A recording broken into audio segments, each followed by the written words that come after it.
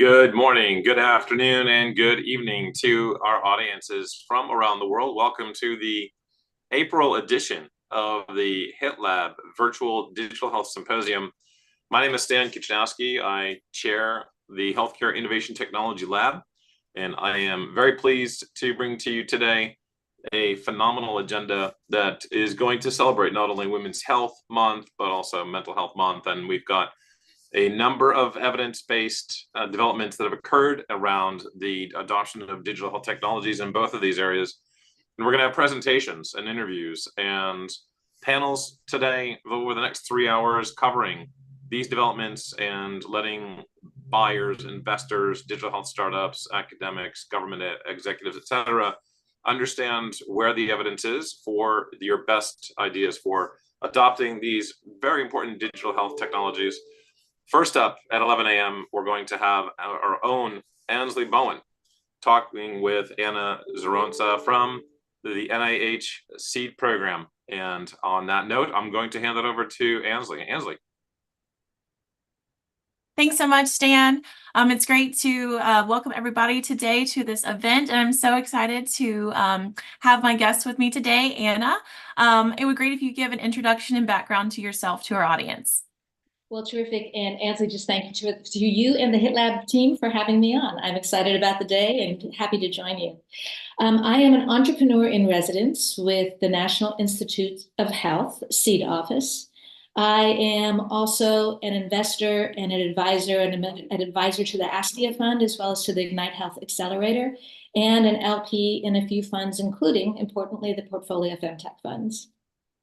Amazing. And as we are on the topic of women's health, of course, I wanted to ask you, what have you seen that are some key advancements in women's health in 2023 that have significantly impacted the field?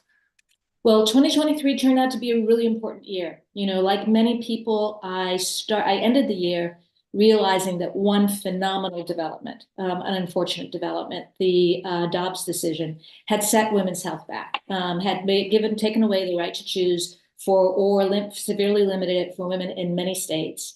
And that's bad for all of women's health because it made the very profession of being an OBGYN perilous, litigious. So women in those states will have that triple effect. But then when I looked at it more slowly, I realized it was a yin year and a yang year, and that there were some amazing things that happened. So just to set the stage and name a few of them, I'll start with the fact that science caught up. So we actually had the discovery of the hormone, GD15, that actually causes extreme morning sickness in some women. We had discoveries of new biomarkers for endometriosis that will allow diagnostics like the one that Hera Biotech is developing to actually come to market eventually. We began to understand how hormones trigger migraines. I'm just naming a few of them. Also on the investment front, in a year that everybody thought was the very worst for early stage capital in sort of their memory, which is saying a lot, women's health actually fared pretty well. Certainly the advances of the last 5 years were not wiped out. And we saw some of what I call big boy raises actually happened, including Maven's $90 million raise and a seed raise from AOA DX of 17 million, which stands out because in women's health, you don't usually see seeds of that size. Mm-hmm. It was also a light bulb moment for maternal health. So people looked around and saw that our current maternal health system is broken for many people, and that the traditional modalities of delivering that care just weren't working. And so we saw some phenomenal things. About half of the states now have some arrangement within their Medicaid programs to pay for doulas. We saw the nation's largest employer, that's Walmart, start to give its employees $1,000 per birth for doula care. And we saw the CMS, the federal government, which has so much impact on Medicare and Medicaid, start a 15-state trial program called Transforming Mental Health, which included doulas. This is really, really a big step forward. And wow. Importantly, and maybe I'll end here because it's one of the most important things, the whole tone of the conversation changed. So after years of dismissing, not hearing, disregarding women's discussion of their symptoms regarding menopause and endometriosis and autoimmune diseases, it really turned so that that wasn't acceptable, and those discussions started. And big thought leaders like Silicon Valley Bank and McKinsey issued important reports talking about not only how women's health investment was a good investment, but also its impact on the entire economy. And just a shout out, because none of that happened without the work of tireless advocates who had worked for years and years and years. And in that regard, I'll just really call out WHAM, Women's Health Access Matters, Dr. Brittany Barreto, and the pioneering investment work of Portfolio, RH Capital, and others. So that sets us up for 2024. Yeah, and that's amazing. I didn't even know those statistics in terms of how much more funding and awareness that went into doulas for women's health. So we're actually hearing from a doula later today. So it's cool to have kind of a full circle moment with that. And you're right, you did set us up to kind of talk about 2024. And I wanted to kind of pick your brain and can you highlight any specific breakthroughs in contraception specifically that emerged in 2024 and their overall implications for women's health? Well, let's just remember we're only ending April, and so a big thing has already happened. So we're understanding that 42% of pregnancies are not wanted. If you're going to take away a woman's right to choose, it's a really, really good time to give her the more tools to keep her from getting pregnant in the first place. And on that front, Perrigo issued Opill in March. This is the first time a woman can get birth control without a prescription. So a woman who can't get to a doctor, doesn't have time to get to a doctor, has a long wait for a doctor, doesn't have a doctor available, can go online or to her pharmacy and get an effective contraception. Hey, welcome the United States to what the rest of the world's been doing. There are limitations. That is a pill that will have to be taken the same time every day. It costs $20, and it's not clear whether or not it'll be reimbursed. But nonetheless, when Perrigo announces its earnings on May 7th, I am so excited to hear what the first months of women having this option is going to look like. Yes, definitely. Definitely. And we'll definitely have to do a follow-up in terms of revisiting this and seeing how this has greatly impacted, women's health and just the ability for people to have women to have more access to these contraceptions. So that's great. And then also kind of on the same topic, I know, like you said, we're still early in 2024, but in what ways has menopause treatment evolved so far compared to the previous years? And how might these advancements improve the quality of life for women? The biggest development that has happened is a growing consensus that hormone replacement therapy, HRT, can and should be used more often. So HRT was put into a kind of a limbo, if not an outright hell, about 22 years ago when the NIH stopped a huge 600,000 person clinical trial because they felt that they saw links between HRT and cancers and they didn't see a positive impact on cardiac health. When that happened, prescriptions for HRT plunged to 82%. But more devastatingly, HRT and all menopause therapies were taken out of medical curriculums. So gynecologists stopped being told that this was an accepted, a recommended practice. New gynecologists were not even trained in it. A whole generation of women did not have this option. What's going to happen in June, and this study is available now, is the Green Journal, the Bible of ACOG, the American College of Obstetricians and Gynecologists, is issuing an entire research review on hormone replacement therapy. The key author is Dr. Barbara Levy, who at one point in time was head of research for ACOG. So we're talking about respected. And it's going to say, looking at that, picking apart what happened with that study and then looking at all the studies that have happened since then, it's going to say that HRT with personalized treatments, which say which hormone, which delivery method on this person with their history should be used. This is really, really big. Now, the implication of that is that women need access to doctors who are specialists in HRT, and these models allow them to have the time and the care to actually give these personalized prescriptions. So you can imagine how ecstatic I was yesterday when the news of the $60 million Series B round for MIDI Health came out. MIDI Health exactly is that change agent who could create the mechanisms for HRT to be prescribed to any woman who's entering menopause. We'll talk in a moment about how important timing is. Yeah.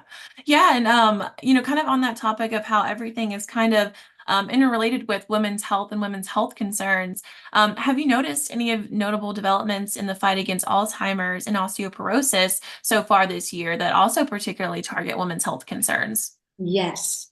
Among the diseases that target mostly women, Hmm. Alzheimer's and osteoporosis are the most devastating. Hmm. They leave most women of an advanced age unable to care independently for themselves for the last 5 years of their lives. But things are happening. I just 2 weeks ago sat in on an open to the public meeting of the NIH's Office of Women's Research, where three notable respected scientists all presented new works on Alzheimer's, osteoporosis, and heart disease, focusing on what causes these things to happen in women's midlife, i.e. at menopause. Each of them came to exactly the same conclusion. Hormone replacement therapy given at the onset of menopause can delay onset and reduce the experience. Wow. It has huge implications for our daughters, like just huge. This means that therapies will get developed and delivery models like those of MIDI and OBGYN education, as all of these things catch up, it's very possible that our daughters won't have to worry about breaking hips, going into memory units, all of the things that happen to aging women today. Wow. That is personally really, really great news to hear, as you know, my family has a really long history of Alzheimer's. And so that's definitely a concern. And if there's a way that we can, with these hormone replacements, being able to kind of prolong or stop the symptoms altogether, this would be a huge change for women's health. Absolutely. So thank you so much for letting us know about that. Because again, this is great news, and I'm so excited to see what we continue to do in the upcoming years. And as we are kind of close to time, I wanted to ask you just one last question. What are some challenges to women's health rights and access to care that are going to be anticipated in 2024, including potential threats to Plan B, the right to choose, and how might these challenges impact women's health outcomes as well?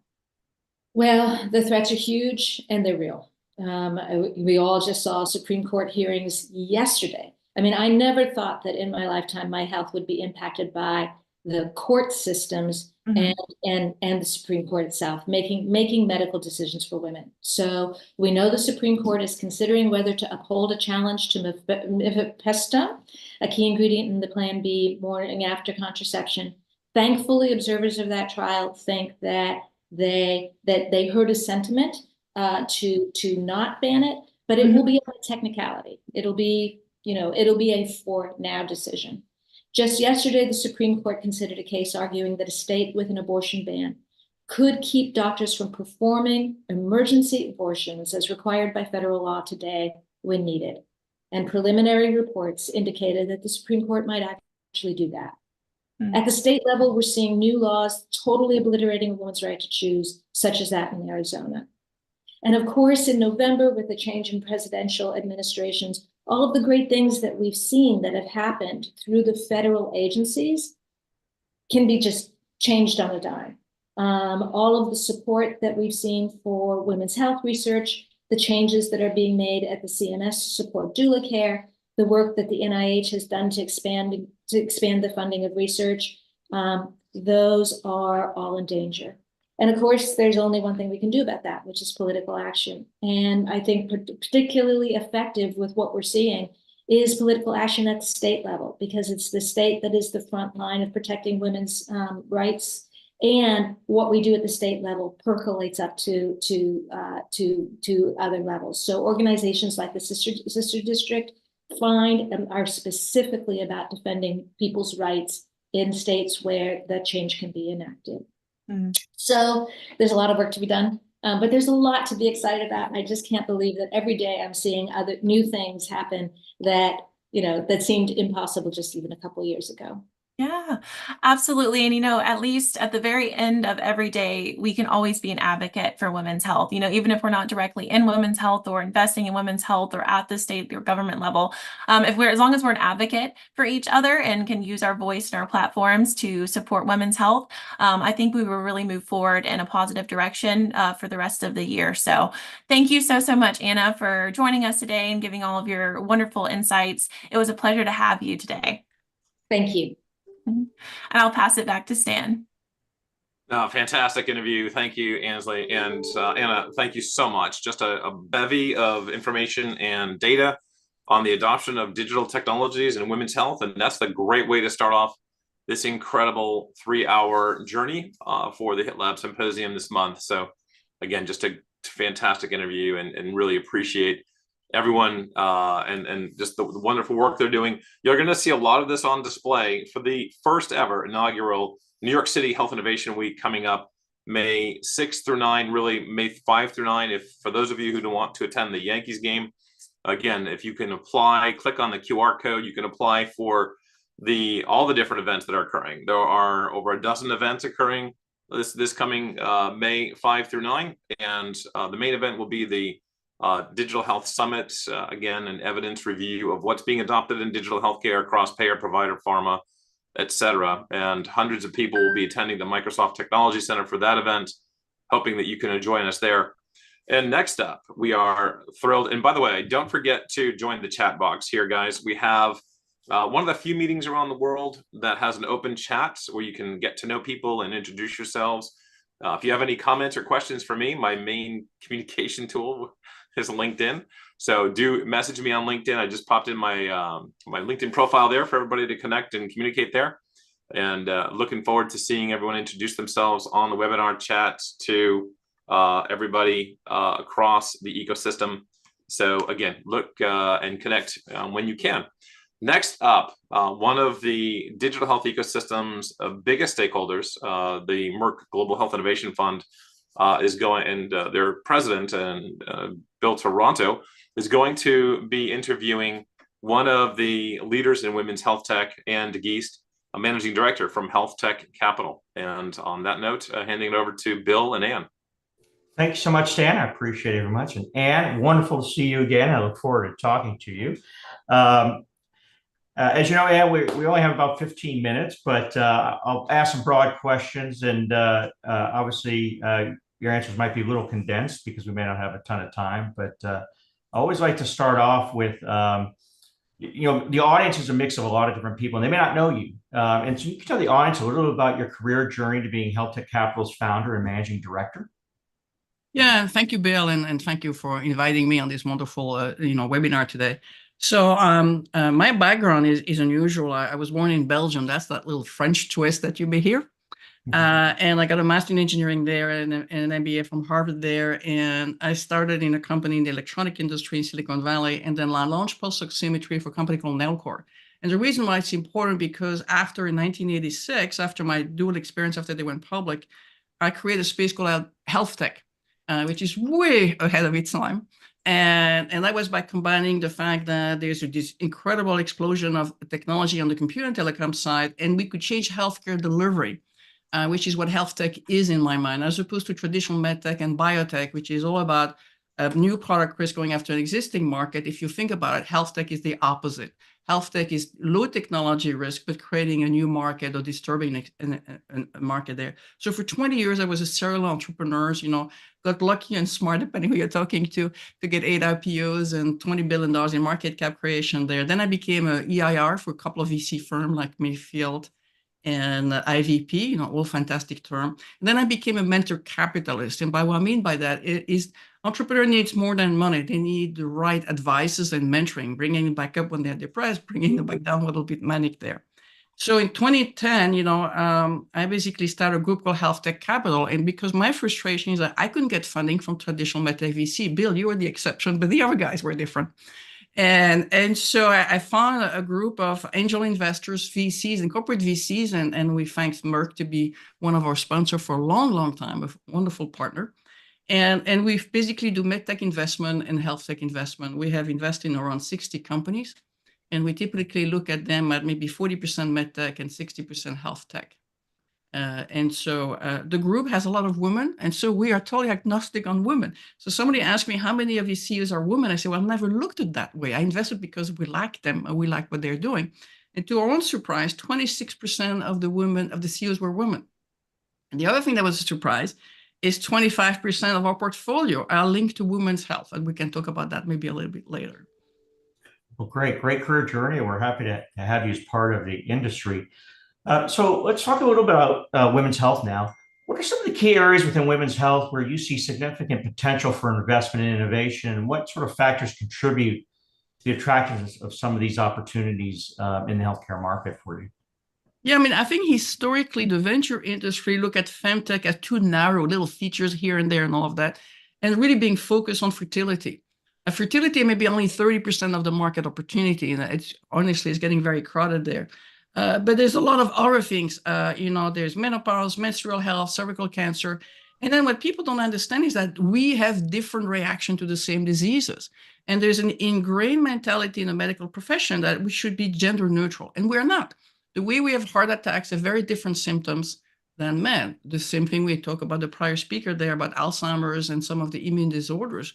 We have very, higher rates and different symptoms. So I think it's really important that we really focus on women's health as a woman being a different person to different diseases, and therefore we should treat them differently. So therefore diagnostic, therapeutics, clinical decision supports, all of that are huge opportunities.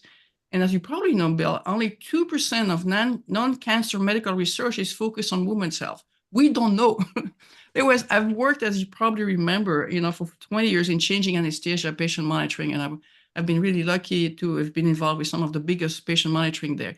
They just discovered, published paper like 30 days ago, after all these years, that women need different anesthesia than men, that they need higher doses, men are much lighter, and so all of that. And so we very often have a cookbook medicine on how we treat women, and we need to change that. Okay, good. Thank you for the answer. Another interesting question. Can you discuss the importance of gender-sensitive healthcare solutions and how investing in women's health can lead to better healthcare outcomes, not only for women, but for entire communities and economies that participate in healthcare? Well, it's as you know, there's a study showing that women gets diagnosed 4.5 years later than a man for the same diseases. So if we diagnose them earlier, first of all, it's better for the patient because they can get maybe relief, for some treatment or slowing down the progression of a disease, but also for the system, because by the time they finally get diagnosed, they're in a much more serious condition, which means it costs more money to the system. So that's for all the payers and the providers. There's like 1 in 5 women felt that a healthcare provider had ignored or dismissed their symptoms. Somehow we're all historical women in this country, especially lately after going to politics. And so I think if we basically listen to people before they have a heart attack, I mean, we know that the mortality rate for women from heart attack is twice the one of men because they have slightly different symptoms. People don't spend necessarily attention. And so I think if we could capture people earlier, do a lot of education about looking for different symptoms, identify them, screen them, treat them earlier with drugs and treatment that are lower cost, you basically will have better outcome for the system, the payers, the employers, and then of course the patient. Right. So the next question is more about sort of what your day job, if you will, and as a leading investor in women's health, I was wondering if you could share some examples of successful investments or partnerships that made significant impact in improving women's health outcomes, and what lessons can be learned from some of those experiences as you think about future investment strategies.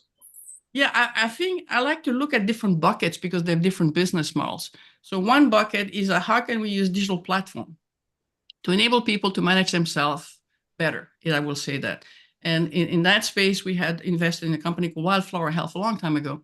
And Wildflower Health is doing value-based care for OBGYN during pregnancy, and then they show that they could decrease the amount of neonatal complications, because you basically encourage people to take care of themselves better.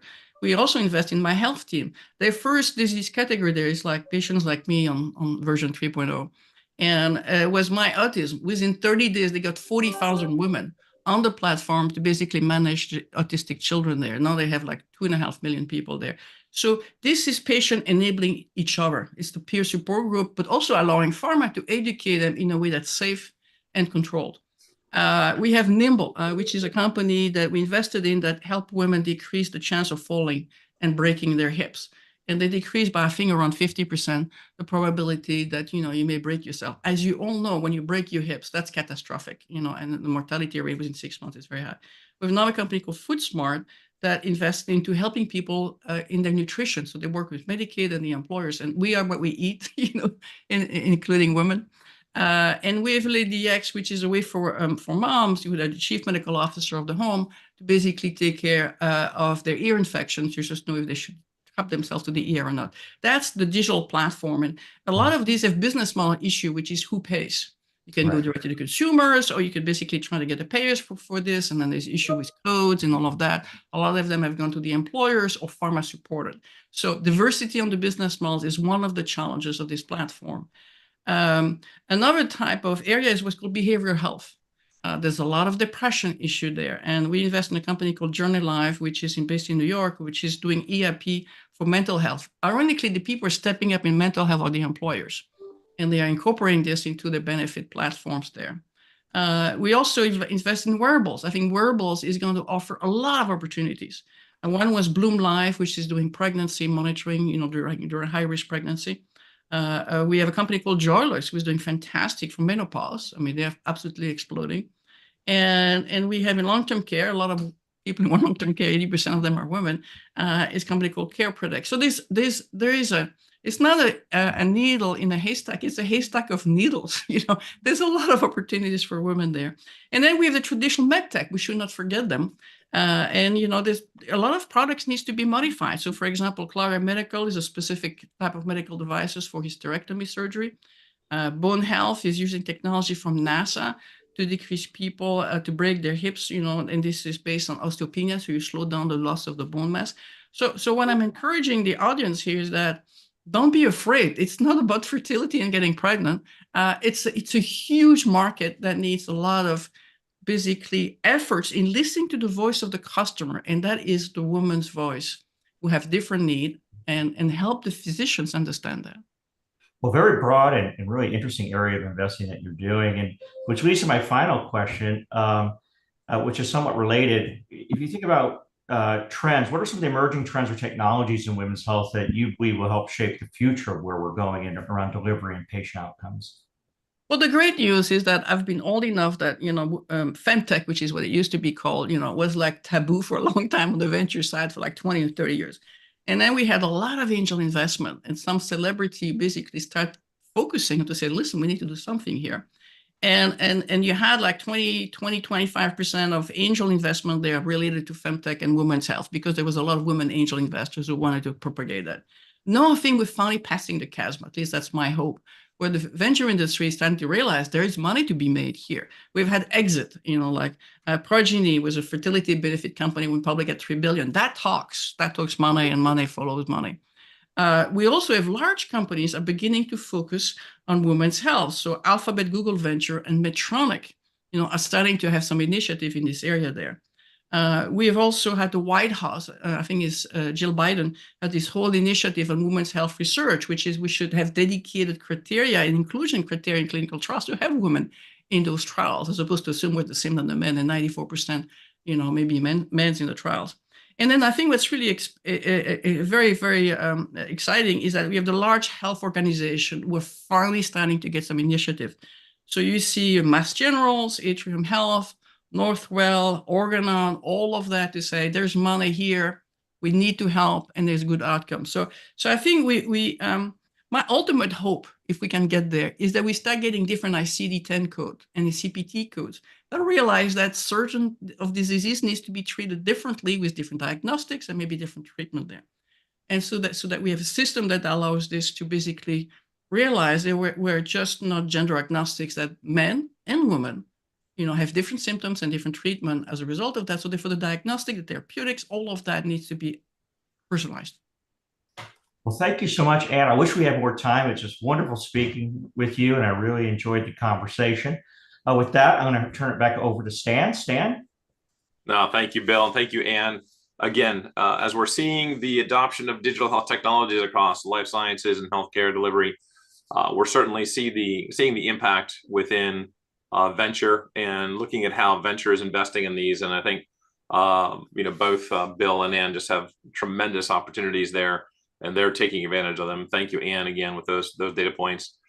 And then also just as an update on what's happening within the ecosystem, we have something really breaking on the Breakthrough Alliance, and would love to get everyone involved. So if you want to join the Breakthrough Alliance, click on the tag there and jump on board. We just had someone just join about 5 minutes ago from this session, and looking forward to getting involved with more of you with the Breakthrough Alliance board. So thank you for that. And next coming up as well, we've got a fun-filled hour here, and at the 11:30 point, we're going to have our own Jerry Antamano interviewing Christina Anderson with the Department of Health and Human Services, and looking forward to hearing about Christina's viewpoints, insights, and data on the adoption of digital health tech in women's health. Jerry?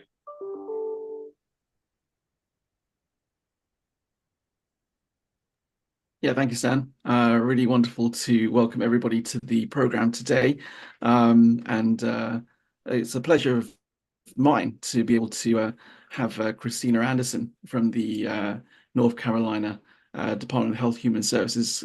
Christina, welcome to the program. Thanks so much for taking time to be here with us and to share your insights. Those of you in the audience that don't know who you are, I'm sure we'd love to hear a quick 60-second introduction about who you are. Yeah, so hello everyone. Good morning. Happy to be here, Jerry. So a little bit about me. I have about 7 years of experience in community organizing, health policy, and executive communications regarding mental health and public health. So I'm really excited to be here. I am originally from the Heartland, St. Louis, Missouri, but I'm currently based in Brooklyn, New York, and I work with the North Carolina Department of Health and Human Services. I do a lot of their program direction, executive strategy related to our health disparities work. So yeah, excited to be here. No, wonderful, and really, really important work that you're doing with Health and Human Services over there, albeit based over here in New York. But we'd definitely love to hear about some of the common mental health challenges that are faced by women as they climb the ladders in the various professional fields that that you've had a viewpoint on.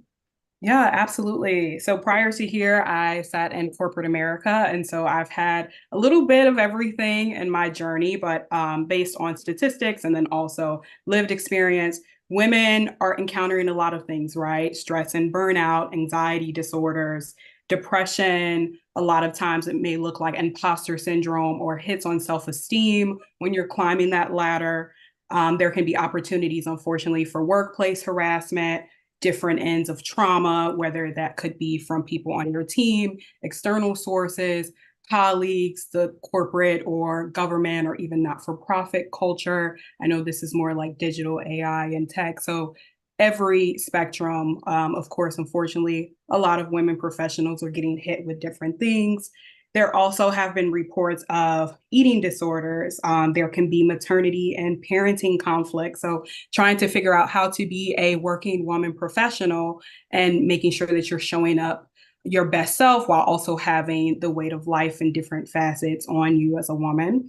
And then, of course, some of the career advancement stress. So I know for me, a lot of times I've been in rooms where I was not only the only woman, but also the only Black woman. And so trying to figure out how to navigate those spaces while being your authentic self, while also really just, not so being so the first, but figuring it out, Jerry. That's, those are some of the things that women definitely face from all backgrounds.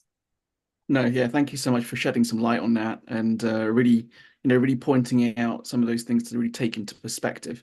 When it comes to some of those challenges faced by women, and of course, from your personal perspective there, and I think one of the key words I think that comes to mind with that is resilience. I'd like you to talk a little bit more about sort of how resilience sort of plays a part and serves as also a double-edged sword, in effect, for women from diverse backgrounds like yourself. Such as like navigating career challenges and, of course, more importantly, maintaining mental wellness as well. Yeah, of course. So let's first kind of start off by defining it, right? So resilience is basically the definition of having the ability to bounce back. And so there was a study out of the an International Journal of Environmental Research about 2 years ago. And the findings really highlighted more of that diverse background breakdown of what resilience looked like among a population of women from different backgrounds. So on average, women who reported higher resilience were actually younger in career, had fewer stressful life events, and reported access to more resources. So that looked like psychological resources, therapy, a group community, but then also non-psychological resources where it looked like maybe you had a strong support system, maybe you really related to faith-based organizations, mainly having that access to resources. And then they stratified by race and ethnicity to see if there were any differences. And they found that Black and or African American women actually reported the highest level of resilience, followed by Hispanic, Latina women identifying non-Hispanic white, and then Asian and or Pacific Islander women. And so kind of to answer your question, right, the women that were identifying with populations more within the margins of society had higher rates of resilience. But what does that imply, right? That implies also a higher level of adversity to overcome. The ability to bounce back means that you're having a lot of adversity. And so it's good because this is what companies and organizations are asking for. They're like, we want you to be resilient as a leader, helping execute business decisions. But then on the flip side, how are we also supporting women from all backgrounds and especially within those margins that they're not getting burnt out and coming into spaces where we're really asking them to, really be workhorses in a way. If you're having higher levels of adversity your entire lifespan, is it fair of employers to be asking people from different backgrounds to continue that resilience? So it's a double-edged sword, right? Because resilience helps you be a leader. It shapes you to be, more assertive, more confident. But then at times, sometimes people don't have the resources to always bounce back. So it's really something to consider. Yeah, I think you really brought some really good points there. I don't think I've even thought and considered it in that way that, those, women coming from those backgrounds that have proved to be more resilient in that way, do find themselves maybe challenged even more so than, other women from other backgrounds and things like that as well. So that's a really great analogy and great perspective to really to bring to light, around that and stuff. Now, when it comes to, obviously the sort of social expectations and the demands of career advancements for women, within the workplace and, within society, how from your, again, perspective and from your viewpoint, how can women prioritize what's really important around self-care amidst all those sort of demands and daily things that they have to struggle with? Absolutely. So to start off, I am a big person of taking that PTO and taking that time really before you need it, right, Jerry? I think especially as a woman in the workplace, if you are very driven, which I would assume most of us are, you're always trying to think 10 steps ahead, but not at the detriment of yourself. So really making sure that you're taking those self-care days, you're taking that time before you necessarily need it, right? Another thing I would recommend and something that I'm really passionate about and have done myself, investing into yourself as a woman. That means investing into your self-esteem, whether that is making sure your community is aligned with you, doing professional development, making sure that, you're taking care of yourself from a healthy perspective, maybe going on a walk during that lunch break, or maybe not taking a working lunch, maybe setting those really core boundaries at work. Another thing I would say definitely is making sure that you have your internal locus, your reason as to why you're going this route in your career. I think a lot of times, especially as very driven women, we're all like, okay, I have this goal. I want to complete this leadership role by this date. But what is your why? Making sure that it's really aligned to what I would say your purpose, because that is what will keep you going in those very challenging times. And it'll help you maintain the sense of who you are, essentially. And then also considering the women who came before you. So, I'm always thinking of women who paved the way for me, whether it is personally and my family, colleagues that I interact with on a regular basis, people that I haven't met. I think a lot of times in these spaces, a lot of us are coming from backgrounds where all we may have known is a full-time salaried role, or maybe not. However, considering everyone at a humanity level, right? How am I making sure that I'm amplifying women who may not have the same access to resources as I do? Are they in the rooms that I'm in? Do they have a sponsor? Thinking about all of those different dynamics is really what is going to help you. And then also being a lifelong learner. So, you should always be learning. You should always be reading. You should always be, in the know, especially in the current times that we're in, with everything that is currently evolving, especially in digital health. Yeah, no, I think some really sage advice there for all the women that are watching the program today, and definitely a massive list of different avenues for women to reprioritize self-care amidst the evolving demands of both the workplace and also society as well. Christina, thanks so much for coming on the program. I'm sorry we don't have more time to really delve into more of your insights around all the things that you are seeing, from your viewpoint. If you would like to sort of stay on in the background, I think there are some questions coming in from the audience that we welcome you to answer in the chat. And those of you in the chat and the audience, of course, if you do want to connect with Christina and learn more about the important work that she is doing, we put her LinkedIn details in the chat so you can connect with her after the session today. But Christina, we really appreciate your time coming on, and we'd love to have you back on the program again. Yeah, for sure. Thanks. Thanks so much, Christina.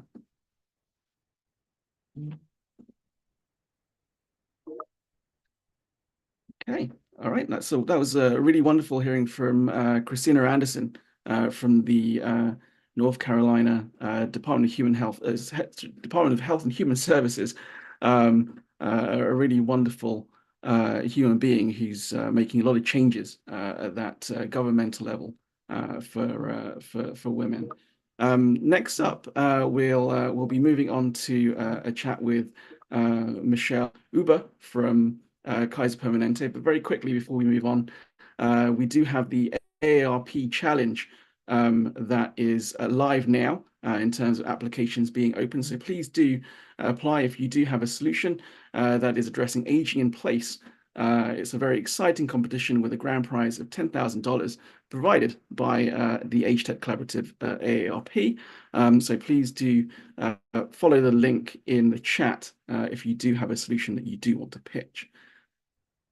So we're going to move on to Michelle Uber from Kaiser Permanente, the doula, I think Ansley was referring to in the earlier interview with Anna Zonosa.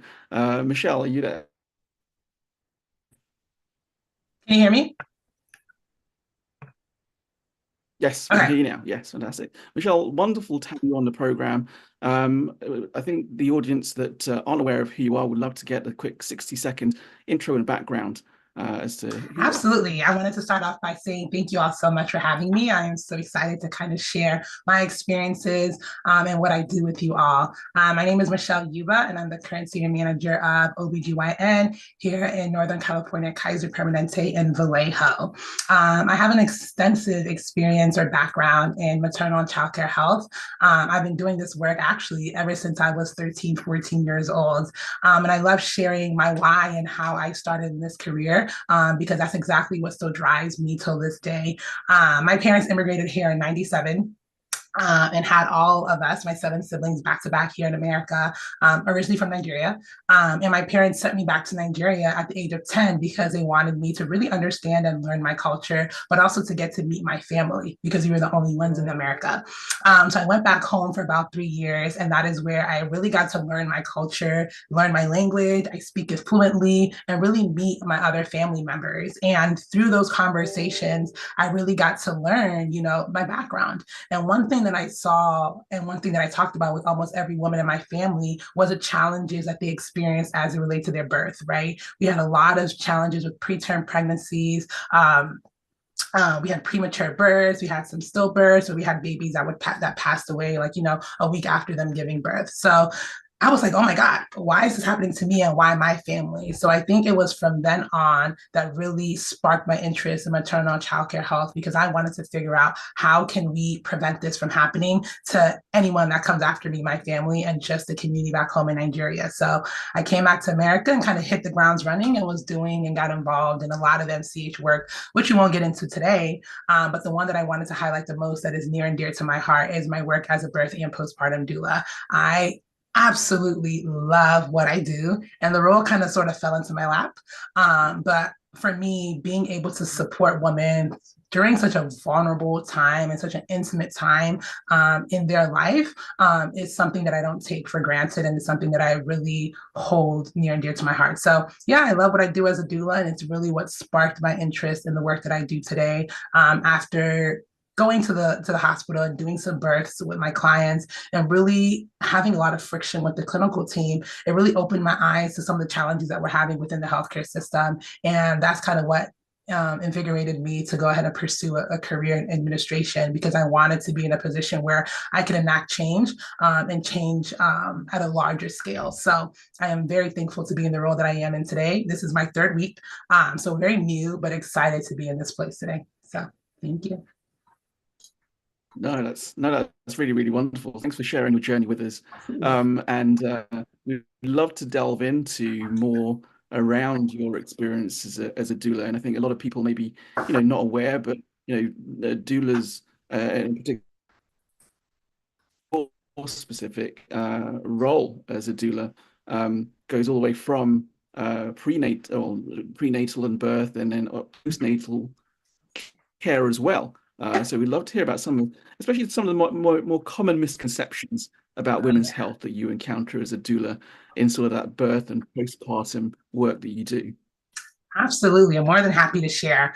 Before I dive into the misconceptions, I want to set the stage and really make sure that everyone on the call understands exactly what a doula is and what our role is. So a doula is a trained professional that provides continuous physical, emotional, and informational support to our clients. So we do this before, we do this during, and after childbirth, right? And the whole goal around it is to really help our patients and our clients achieve the healthiest and most satisfying birth experience, while also preventing perinatal complications that may occur.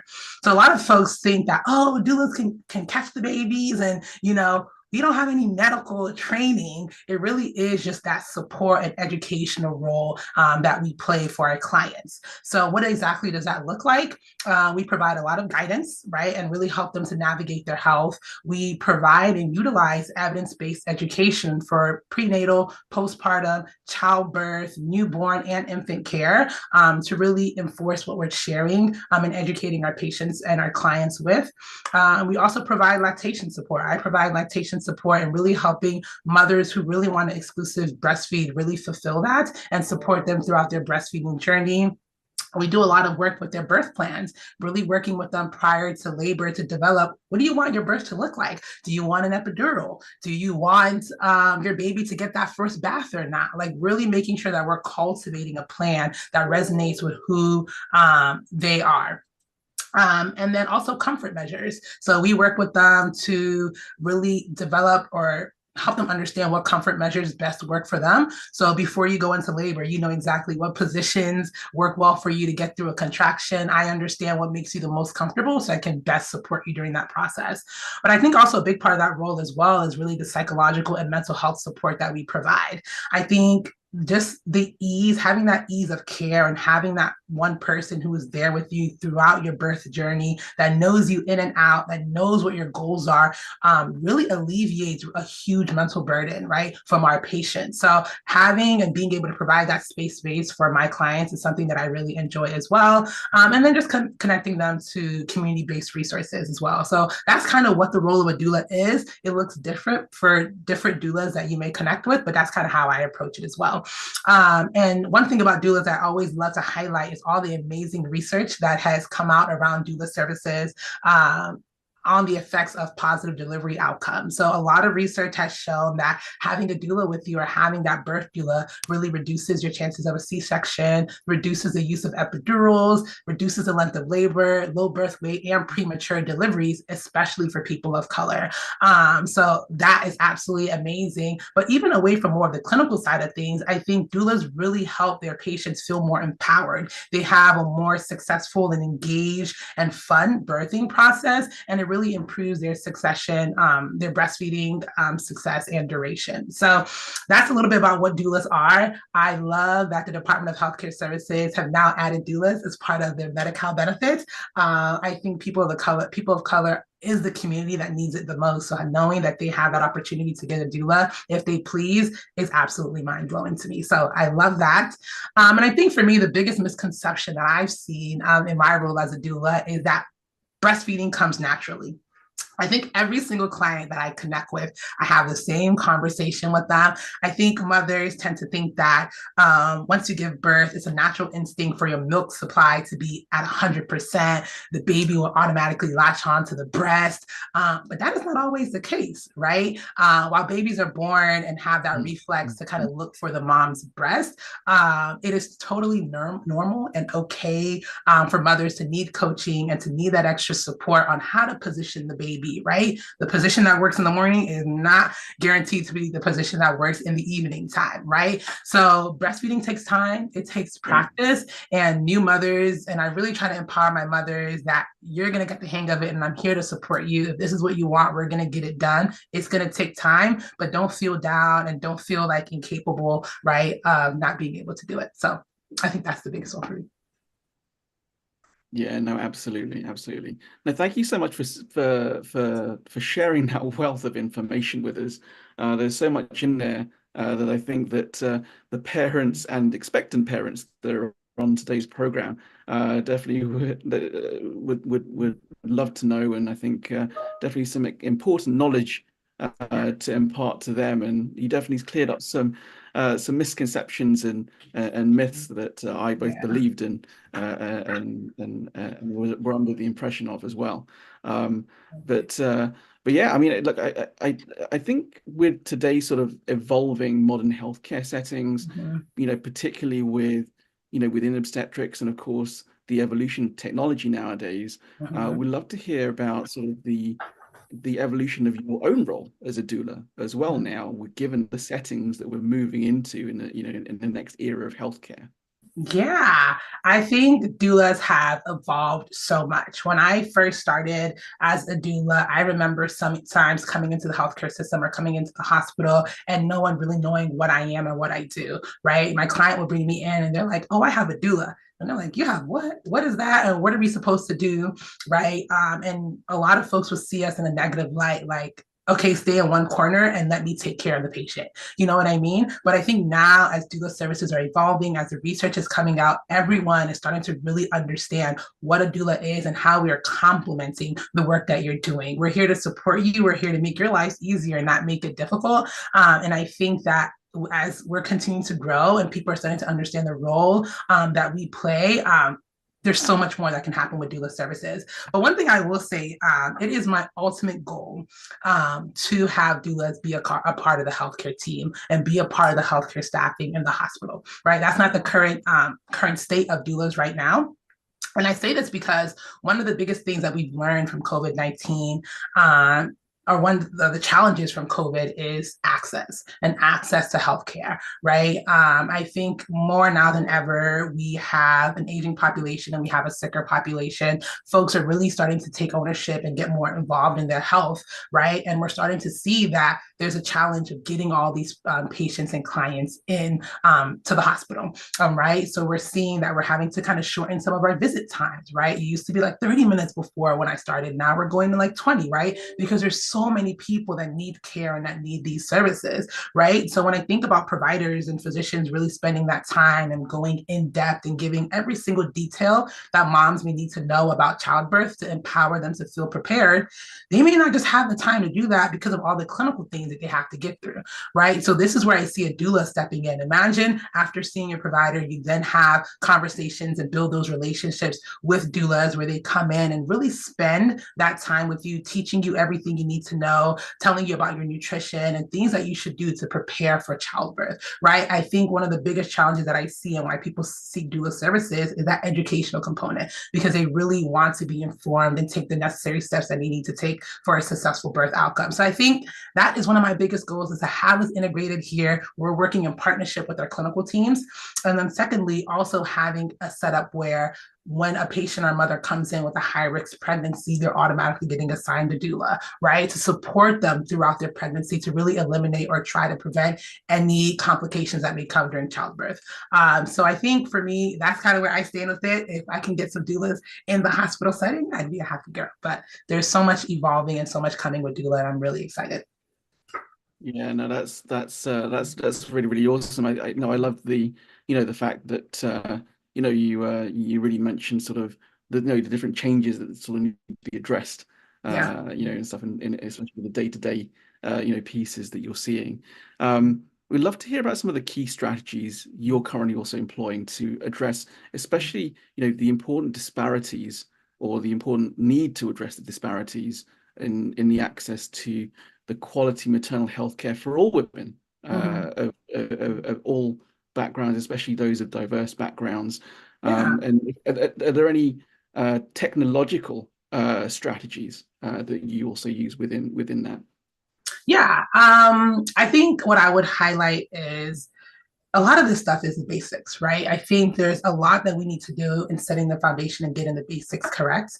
I think one of the things that I've seen and one of the things that we need to know is that people of color are already disenfranchised by the healthcare system, right? And that alone prevents them from coming in. That alone prevents them from coming to receive care. And I think what's most important, what I really try to focus on, is how am I creating a safe and comfortable environment for my patients to walk into and get the best care possible? How can I create an environment where they walk into, they will not be afraid of leaving without their baby? They will not be afraid of whether or not they're going to walk out of this building alive. How do I just make sure that we're creating that atmosphere for my patients? So I think that has been something that's been my biggest focus. What does that look like? Really making sure that we have physicians that look like them within practice, not just the physicians, but the clinical staffs, the RNs, lactation consultants, and the entire team, making sure that we have people that understand their backgrounds and have cultural competency where they can connect with them and understand and listen to their needs and their wants to really ensure that they have a successful birth.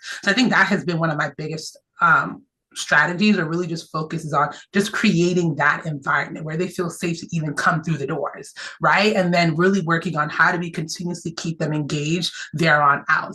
And I think it's also important to understand, especially in my community where I live, it's a very diverse community. People are coming from so many different places in California, and a lot of them have different traditional and cultural practices. Me as a Nigerian, I have thousands of cultural practices that we do right when it comes to birth. So how can we incorporate some of these things? How can we make sure that we're creating a space, right, where they can indulge and, do those traditional practices as well? So I think that's something that's really important. And then one thing I also wanted to highlight is mental health, because I know we're here to talk about that as well. And I think there's a lot that can be done with it from a technology standpoint, and that can be done early on during pregnancy as it relates to mental health. I think there's a lot of work already happening around assessing and screening for current mental health status, et cetera, and et cetera. But what I see as a challenge is that, yes, we screen, and I think a lot of people may screen just to check off a box that they screen the patient. But what we see as a huge gap is that follow-up and that provision of resources for our mothers and our patients. So I think for me, one thing that I'm starting to understand and starting to incorporate is that when we are screening for mental health, we're not just targeting mental health, but we're screening holistically, right? Looking at their social determinants of health, looking at their overall well-being, and really doing a holistic screening. Because what I've noticed is that when you're working with people of color and you're using words like depression, or you're using, diagnostic words, that can often turn them off, right? Because there's a stigma associated with some of these words. So how are you screening in a way where they will feel comfortable to express what's going on and express the challenges that they're experiencing at the time? So technology comes a huge play into this space, which is something that we're tapping into. But I'm excited to see where we go. But those are some of the things that I'm looking at and really being considerate of as I deploy and think through strategies to really support my people of color and just overall women's health. No, that's really, really wonderful. So much information, like you just packed in such a short period of time. Everybody that wants a recap of that, obviously tune into the recording later on. We do put it on the YouTube, or reach out to Michelle. We put her LinkedIn in the chat and continue the conversation. I'm sure you've got much more to add, Michelle, and we're really appreciative of the information you'll be able to share and your insights and taking the time to come on the program today. Absolutely. Thank you all so much for having me, and I'll stay on to Thanks so much, Michelle. That's awesome. Okay, Stan, back to you. What a wonderful interview, and really appreciate that perspective too. Thank you, Jerry, for bringing her to the lab and to this tremendous symposium. We also are excited to announce that Amy West is the new chair of the Women's Health Tech Initiative, one of the largest groups in the world to help improve women's health through supporting women in health tech and venture. And it's been around for over 10 years now. Amy is taking over for Priscilla Beal, who served as chairwoman for 5 years and did an amazing job in bringing the Women's Health Tech Initiative to new levels. And we're excited about this new announcement and leadership change. Amy, great to have you on the program, and really, really appreciate your time today. We know how busy you are. Let's just kick things off for folks who are certainly familiar with your background and your work and the Women's Health Tech Initiative. Maybe you could elaborate a little bit on why advocating for women's health is such a priority for you personally, and how this kind of leadership role is going to help you drive positive change in the field. Sure, and thank you. Can you hear me okay? I just want to make sure my audio is awesome. Well, thank you so much, Stan, and I'm really pleased to be here. And to answer your question, first and foremost, I am a woman, and I have a sister, I have a mom, and I have many friends who are women, and we've all experienced very frustrating situations with the diagnosis and management of our health over the years. So it is very personal to me. But more broadly speaking, the data points that are out there are really disturbing when it comes to health disparities for women. There are many, but there was a recent study or a survey that was conducted by a primary care provider, Parsley Health. They commissioned a survey of 1,200 full-time employed insured women between the ages of 18 and 60. And the study finding indicated that about 8 out of the 10 women in this survey said they're delaying their care of their health issues until the symptoms worsen or affect their daily lives. And 43% of those women are saying that they're actually missing work at least one day or more because of these health issues. And when they were asked, why are you delaying this care, 44% said they don't have the time to make an appointment. But what's even more disturbing to me is that 34% are saying that they're discouraged by previous experiences they've had at the doctor, or in past experiences, the doctor has not resolved their symptoms or taken them as seriously as they feel they should be. So, obviously that survey indicates that a large percentage of women are putting off seeking care, and this is leading to delayed or even misdiagnosis that could become more complicated down the road. And these types of trends are bad for the woman as an individual, but also for employers, but also for the broader society, because we know that women are, according to the U.S. Labor Department, they are making 80% of the healthcare decisions in the family foundation. So it's really important that women remain healthy, they're taking care of themselves, and they're getting the care that they need. And, as the new chair of the Women's Health Tech Initiative, I intend to continue to shine that light on this area of inequity, because it's a huge opportunity for the health tech community. We have a lot of opportunity here, both in the early start and the more mature areas. So there's a lot of opportunity for us to get the word out and continue to really shine that light.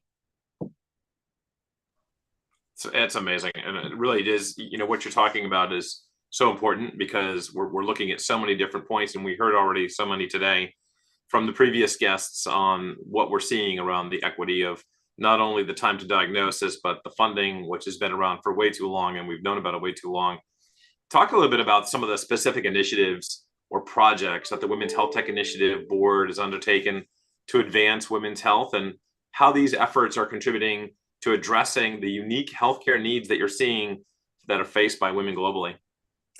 Sure. I mean, there are many different things that are going on, but I would say like the two key sort of initiatives that are primary to this organization is, one is the weekly Women's Health Tech Wednesday forums, which are really great, like coffee table style conversations.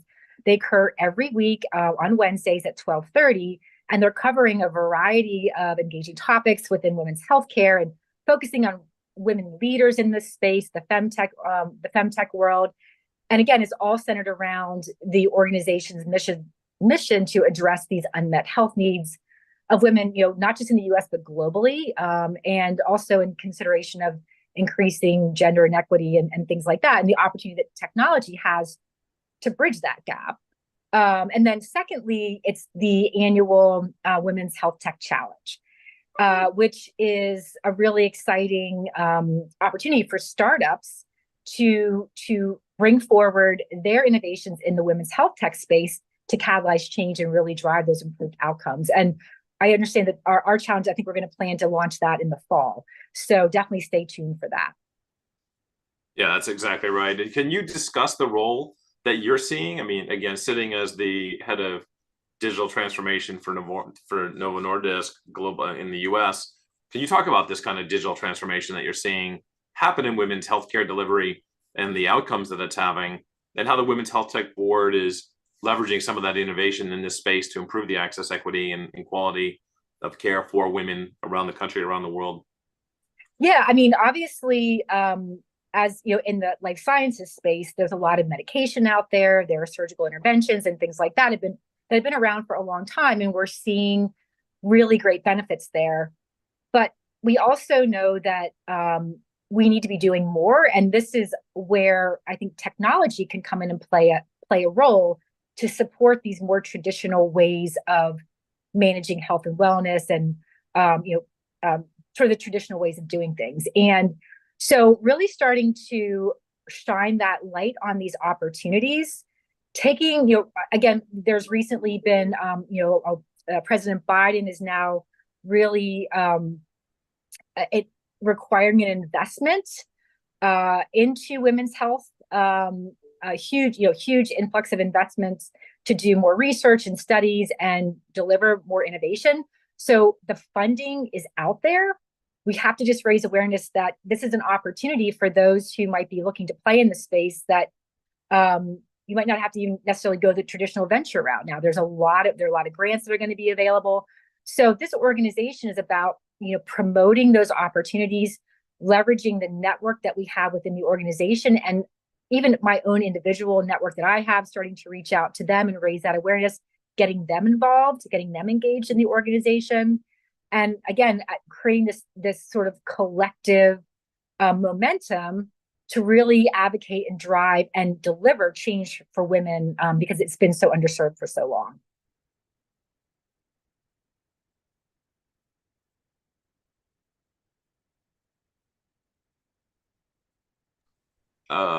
I think the underserved part of this is really the cornerstone, and you're speaking not only from personal experience and firsthand experience with your friends and family, but obviously across the ecosystem, and that's certainly a big area of improvement that we're all looking at, and certainly one of the areas that the Women's Health Tech Initiative is focused on addressing. And when you look at that theme, and when you look at that thread coming through, and with your experience around some of the key policy priorities that people are picking up here, how does the Women's Health Tech Board, and you've been on that board now for a few years, how does that work to influence policy change in these areas? Well, I think, again, sort of leveraging the network and participating and engaging in the different HITLAB events. I know there's the upcoming New York City Health Innovation Week, where your organization is going to be partnering with the New York City Economic Development Corporation, and we'll also be tapping into some of the larger federal organizations. There's NIH, HHS will be speaking and having conversations at this event. I believe this is the first one that we're doing it sort of at this level with this level of engagement with some of the regulatory bodies and the federal organizations. So I think just by virtue of having a program that's going to be highlighting these different organizations and creating connections with the startup and the technology players, it's a great step in the right direction to help drive that. And then through these relationships, start to influence and participate in some of these policy discussions and the changes that are going to move the needle more in favor of that equity and greater sort of equity really in healthcare for women. It's wonderful. Well, again, Amy, congratulations on the new role as chairwoman for the Women's Health Tech Initiative, and looking forward to hearing great things from you and seeing you in 2 weeks at the New York City Health Innovation Week. Take care. I can't wait. Thanks so much. Just a loud round of virtual applause for Amy and all the good work that she's doing with the Women's Health Tech Initiative. And now we're going to hear from Jeffrey Roche, the Director of Workforce Development at Siemens Healthineers. And as you all know, Siemens Healthineers has been around for the better part of a decade now, doing tremendous work in improving healthcare and life sciences through digital. And again, with this month focused on mental health, we are really excited to hear from Jeffrey and what he's doing. Hi, Jeff. How are you doing? Hi, Stan. Good. How are you doing? Good. Thank you. And thank you for joining us today, and handing the virtual floor over to you. Sounds great. And let me just share my screen as I get this up for you. Want to start off by saying hello to everyone. So wonderful to be here, and I want to certainly congratulate Stan and the entire team for this symposium. Certainly happy to share with you this presentation, and happy to take questions, obviously, as well. Just a little bit more about me. I go by the hashtag HeartLeader on LinkedIn. Really focused on bringing more of our connecting of our hearts in the workplace. Really important that we do that. I am the son of a nurse, and certainly have the privilege at Siemens Healthineers to really work at how we bring eds and meds together to innovate, solve the most pressing leadership and culture issues so that our workforce is transformed. As it relates to this important topic, and I can't highlight how important this is, as I've heard even some of the other speakers talk about various topics. We all probably know that we are dealing with one of the most challenging times in the workplace and in society with mental health. But I'm going to challenge all of us to be thinking about the fact that when we think about our workplace, we must prioritize this. And I'm encouraged by the fact that we see more health tech companies launching new products, thinking about this, but we've got to really also focus on it at a humanistic way, because we've got to make an impact. And so when we think about this employee well-being and creating a human-centered culture, we've got to think about it on how do we reduce stress? How do we reduce burnout? What do we do to change the way we do work, the way we leverage technology, the way we utilize different applications and solutions to make our workplace better for each and every one of us? Because ultimately, when it's better for us, it's better for our patients. We also have to think about it as how do we increase that job satisfaction and certainly the morale. And we can't ever forget the power of open communication. We know that when we openly communicate in a trust environment, when we have psychological safety there, it makes a huge impact and difference when we're all coming together in that way. And then certainly we can't forget the power of encouraging diversity, equity, inclusion, and belonging. When we create a sense of belonging, when we create that sense of safety, that impact is definitely profound for everybody, not just for women, but for everybody. And then certainly the importance of prioritizing work-life balance will enhance certainly mental health and resilience. I always want to remind everyone about the amazing 5 Essentials for Workplace Mental Health and Wellbeing framework that our own Surgeon General, Dr. Vivek Murthy, established and rolled out about 1.5 years ago. It is available on the surgeongeneral.gov website. If your organizations or if you are not familiar with it, check it out. It's powerful. I want to highlight a key couple aspects around it, right? The idea, as you heard me say earlier, We've got to create more psychological safety in the workplace. And you see that on here, as Dr. Murthy calls, protection from harm. Very important elements here that you will see as you dig deeper into it. Also, this idea of connection and community. Everybody wants, deserves, desires a connection and community. In the workplace, with our patients, in our communities where we live, work, and play. But we've got to establish that, particularly in the workplace, because we spend more time in our work than oftentimes we do at home. And so I will share some data around that in just a short minute as well. And then you see Dr. Murthy call for this idea of work-life harmony, which we know is not easy in our society with technology and our busy lives, our children, our grandchildren, our colleagues, but we have to continue to prioritize it. The other aspect that Dr. Murthy calls for, which I think is profound, is this idea that we matter at work. Are we heard? Are we valued? Are we appreciated for whom we are? Do we get saluted, recognized, celebrated for the work that we do? Are we compensated fairly, equitably? Do we feel that we have a connection to the overall mission of the organization? And then finally, the idea of opportunity for growth, constant, continuous learning and development, constant investment in those respective areas as well. UKG, which I'm sure many of us are familiar with, has done some amazing research related to this. And this is really why I think it's so important when we talk about any aspect of mental health and wellness, focus on the data. In this research, they looked at 10 countries. And what was very interesting about this was they surveyed over 3,400 people. They specifically looked at the critical role that our jobs, leadership, and most importantly, managers play in aspects of mental health in and outside of the workplace. Transformative, right? Because when you see this data, it should not only be alarming, but it should really raise us to a call to action. What do we do to change this? It says in this report, and you can check it out on this link, that 69% of managers impact employees' mental health, more than doctors at 51%, therapists at 41%, and even the same as a spouse or a partner. And so think about that. If you are facing a manager that's impacting your mental health in a negative way and have a partner or a spouse or family member that's impacting it in a negative way, imagine why we're in the crisis that we're in.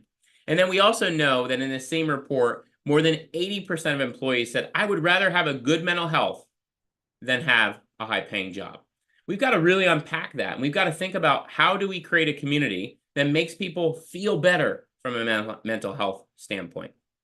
I call it a make it or break it moment. How do we as leaders make it for another person or break it for another person? And we know we are seeing far too many stories of break it as compared to make it. We've got to make it. We've got to help create the culture that transforms lives, our organizations, and those that we serve. This quote from Pat Waiters from UKG speaks volumes. It says, we talk a lot about mental health in terms of a medical diagnosis or burnout. While those are serious issues, the day-to-day stressors we live with, especially those caused by our work, are what we should talk more about as leaders. We've got to always talk about these issues. We've got to be thinking about what we do to change them. We've got to be thinking about how we prioritize them for everyone. When we talk about population health, when we talk about health equity, we know mental health has to be a key item, but it also has to be an item within our own workforce because we can't serve our patients if we also don't serve our teams.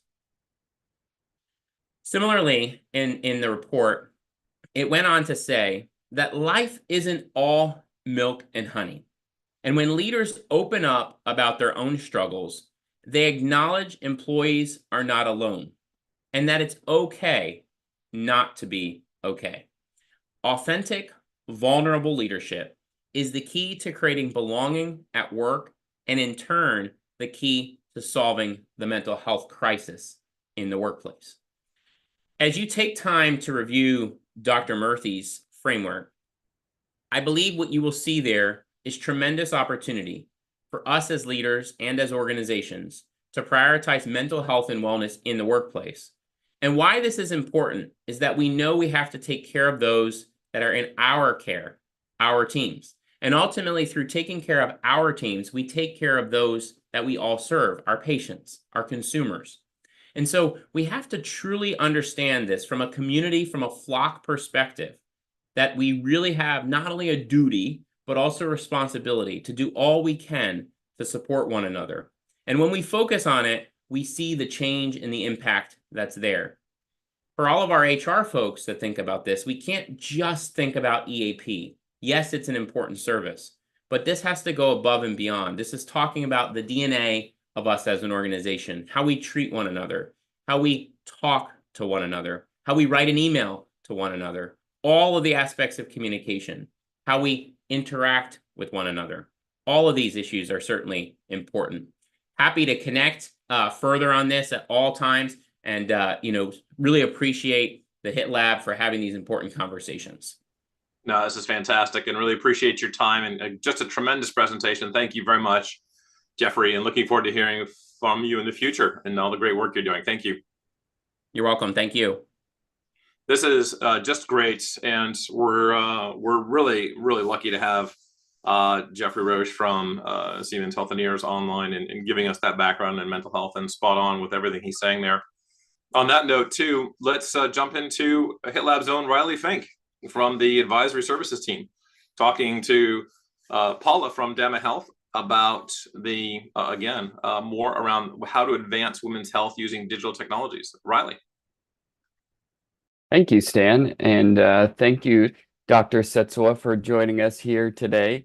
You were our featured guest on our Women's Weekly Health Tech session back in February, so that is out on YouTube, and I encourage everyone to go check that out after we have our conversation here.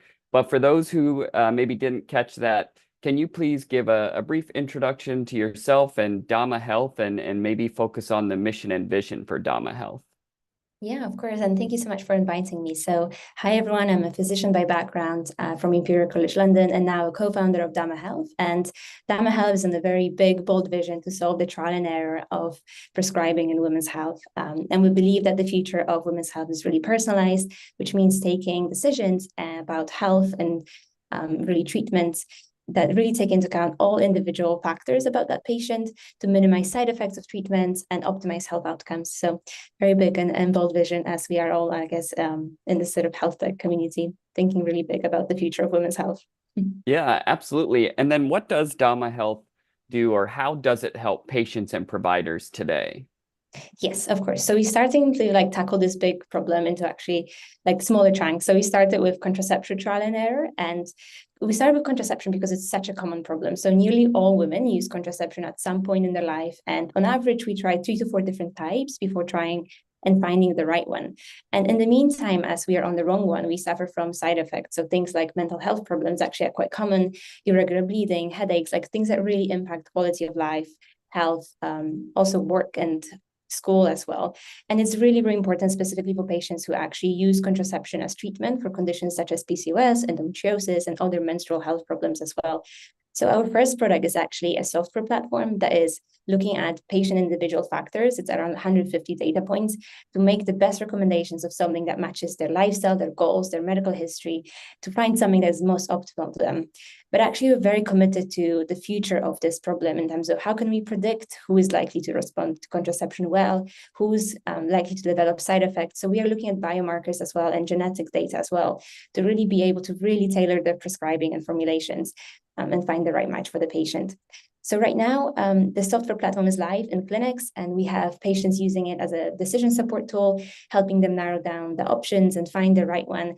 And it's helping providers as well streamline the consultations, make that shared decision with the patient. So it's already happening. We're collecting real data on patients as well to really be able to target the data gap as well, and really collecting the information on women's health experiences with contraception. And as I mentioned, doing the genetic research, and over time, we hope that we will be able to incorporate those novel findings and then genetic findings into these algorithms to really make those algorithms even more personalized as well, which we believe eventually will really lead to improved health outcomes for women around contraception. Yeah, that's amazing. Thank you for sharing that. And I just want to talk about, as an advocate for women's health yourself, what initiatives or projects are you passionate about, and kind of how do they align with your personal values? Yes. So where do I start? Again, generally like my North Star, I think I could start a founder. You're always like very enthusiastic and optimistic about a lot of things, but I really believe that we are moving towards that more personalized, preventative, proactive healthcare. And we are really seeing this across different areas of medicine already, but I really hope we're going to see more of that in women's health. So really everything that's like, as already mentioned on today in terms of like early diagnostic, prognostic preventative algorithms as well. And I'm like particularly excited about the longevity space as well and looking at like ovarian aging. So there's companies and researchers really looking into menopause and really researching this more and actually making menopause optional one day. So very excited about the very futuristic things as well. Yeah, that's amazing. And then with regards to connecting and getting people engaged with Dhamma Health, what would be your call to action? Where can people learn more, or how can they engage with Dhamma Health? Amazing. So finding us on LinkedIn, just emailing us, that's completely fine. So call to action, a few things. So we are always looking to speak to women and providers as well about their experiences to just learn more. The product is now live in clinics, so always looking for clinical partners as well that want to use the product and elevate the patient care, make it more personalized. Research partners as well to help us with the genetic research as well. But also we're fundraising our seed round. So if any investors are on this call, I'd love to speak to you guys as well. All right. Well, if there is anybody on this call that wants to learn more, again, I'll point them in the direction of our YouTube channel. Watch the Women's Health Tech Wednesday for a lengthier interview. We appreciate your time today, and hopefully we hear from you again soon. Amazing. Thank you so much for having me. All right. Back to you, Stan. No, thank you, Riley. And again, what we're seeing today, I think, is given the Women's Health Month and Mental Health Month, I think we're seeing tremendous evidence of the adoption of these digital technologies. And again, as you join Breakthrough One, and we hope you all do, you have more of an opportunity to be a part of a community that is driven by and focused on the adoption of the rational and optimal adoption of digital technologies and healthcare and life sciences, and have conversations on a weekly and a monthly basis. We have networking sessions on a monthly basis. It's just a really active community, growing in not only in terms of numbers, but also in terms of outputs and meetings and publications and things like that. So do click on there to learn more. And we are now in the midpoint of the second hour, and very excited to talk to HITLAB's own Laurent van Leerburg, the chairman of the Breakthrough Alliance Europe, and someone who has a deep and passionate interest not only about women's health, but also mental health. The recently retired chief strategy officer from Sanofi, which is one of the world's largest life science companies, who also carry a tremendous passion for improving healthcare through life sciences and improved medicines for people all over the world, including the world's lowest income 1 billion people in 100 countries. So Laurent, great to have you on the program today. How are you?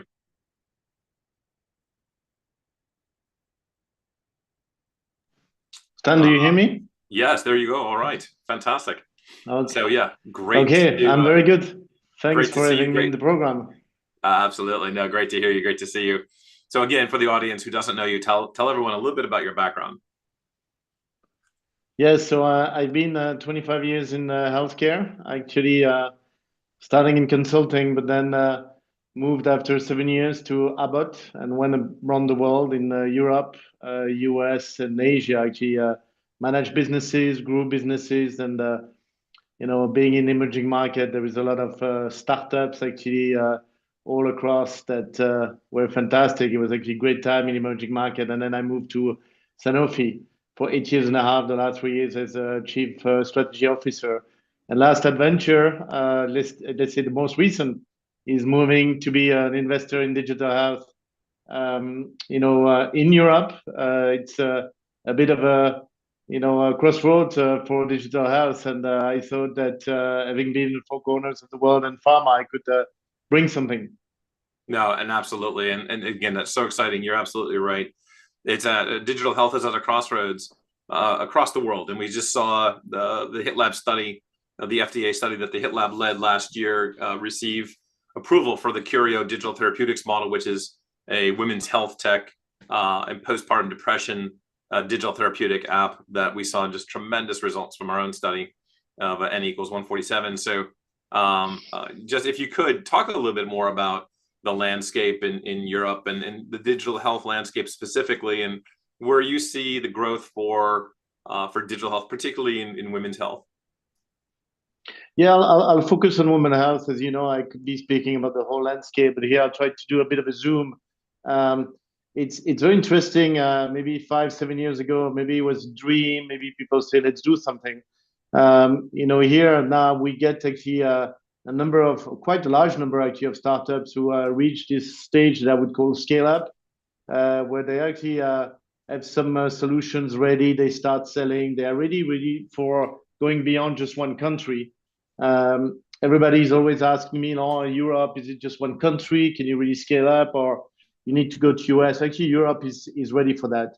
If I go through some examples, you got actually companies who are focusing on what I would call life cycle, or managing maybe life situations, helping actually women with their sanitary protection. Very interesting actually technology, helping them manage that, anticipate maybe some issues. You got actually startups in the diagnostic world, smart medical testing, endometriosis, fertility. So really covering the spectrum of what would say life situation, I would call it. And then there is the whole monitoring, fertility monitoring, hormone monitoring that you see developing. And then there is a whole topic of treatment enablers. Maybe I would call it digital therapeutics that you also see developing. And there are actually quite a number. I was checking just before this call. It's really not just a few or a handful that it was 7 years ago, but you get to the hundreds that you can really look at. That's exactly right, and that's where we're seeing this kind of growth. And certainly when you see specifics, can you give us some specific case studies and examples of startups that are leveraging these sorts of technologies to improve healthcare delivery for women in Europe? Yeah, definitely. I'll take 2 examples I like a lot. I mean, there's one example that is ZWIG, re-diagnosis of endometriosis. For those of you who know about endometriosis, you take up to 9 years to basically diagnose it. It's just unbelievable because you start by all possible other diagnoses before getting there. It's a big problem because it doesn't really get addressed in terms of managing the pain. Sometimes it's helping women go to getting a child, giving birth, which is managed in a certain way. And ZWIG has been able to develop a diagnostic tool using AI with a large number of biomarkers, and then getting to a very precise and specific diagnosis. So that's one, and they're actually expanding in a number of territories, getting actually approval, and actually soon looking to expand into the US. So that's one. I would mention another one that is called Elixir Health, really focusing on medically assisted procreation, IVF. Actually, it's quite amazing that you get about 30% of these that succeed, which means 70% who fail. And even those who succeed, actually, the process is very long, very difficult, very unpredictable. And these startups is really taking the data and wants to make much more data-driven decisions to basically level the field up for every couple. Hopefully shorten the time to success and offer a more equal chance all across versus depending on finding this or that expert or being this or that lucky. That's precisely right. And that really is the way it works. And just looking ahead, Laurent, what kind of developments and trends do you anticipate happening in the digital health space in Europe, particularly, again, along the lines of women's health tech? Yeah, I'll mention a few things. I mean, and I'll take a few figures that people need to have in mind. First is more funding to women founders. I was checking the figures of the World Economic Forum. Worldwide, actually, only 2% of the money goes to women founders in startups. We can argue if it's 35 or 45, but 2%, God, I mean, there is something to do. In my portfolio, I mean, I had the luxury to start actually about 2 years ago, so I could set it up with the right mix. And I'm between 40 and 60, obviously, depending on the a moment where you invest a bit more or less. And frankly, you get in the space.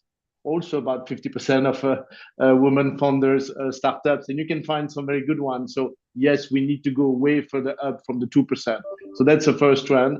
I think the second trend is it's not just about women-specific disease, but it's also about women health in general disease. And there you see actually a lot more balancing also of obviously the share of women in clinical trial. And you see also a balancing into having a more like personalized approach to care, like you heard in the previous session. So this one definitely a trend. And then three, really actually a number of these women-specific disease now with technology. That's the beauty of it. Will be a lot better addressed and probably breaking some compromise we had to live with in the last 50 years and more.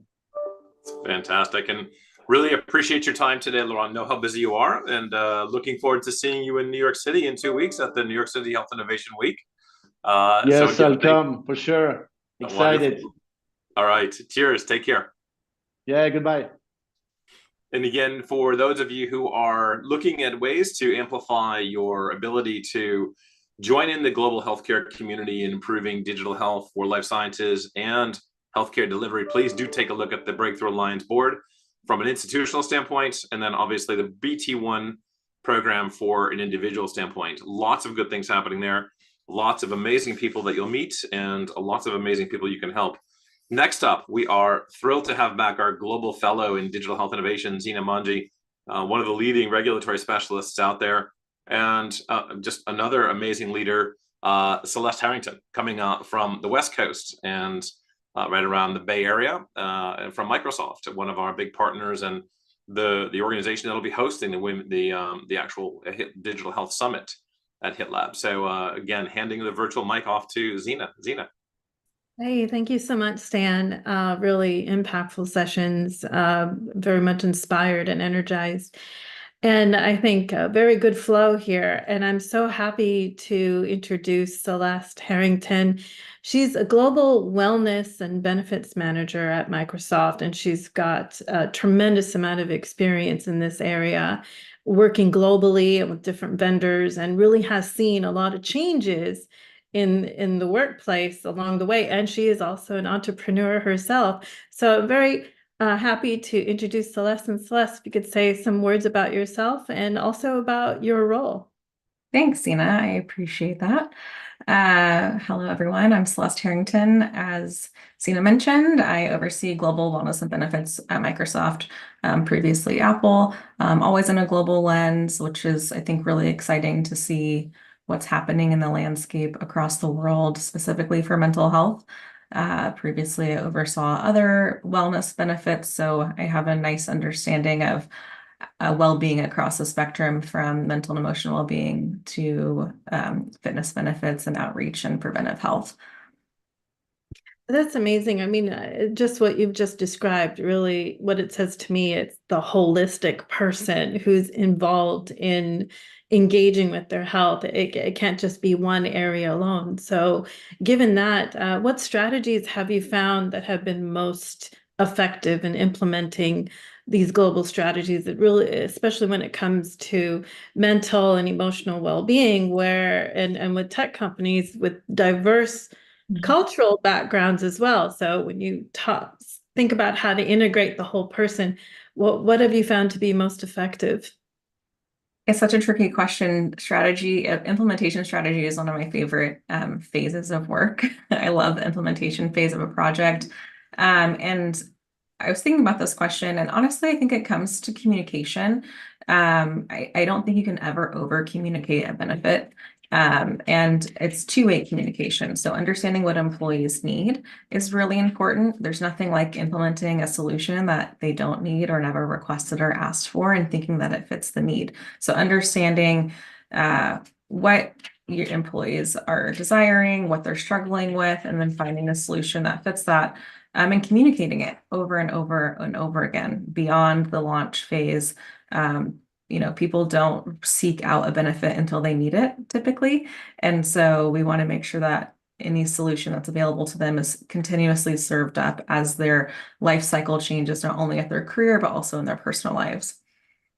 So it's really like any other innovation program. It sounds like the voice of the patient, the voice of the customer is really key here.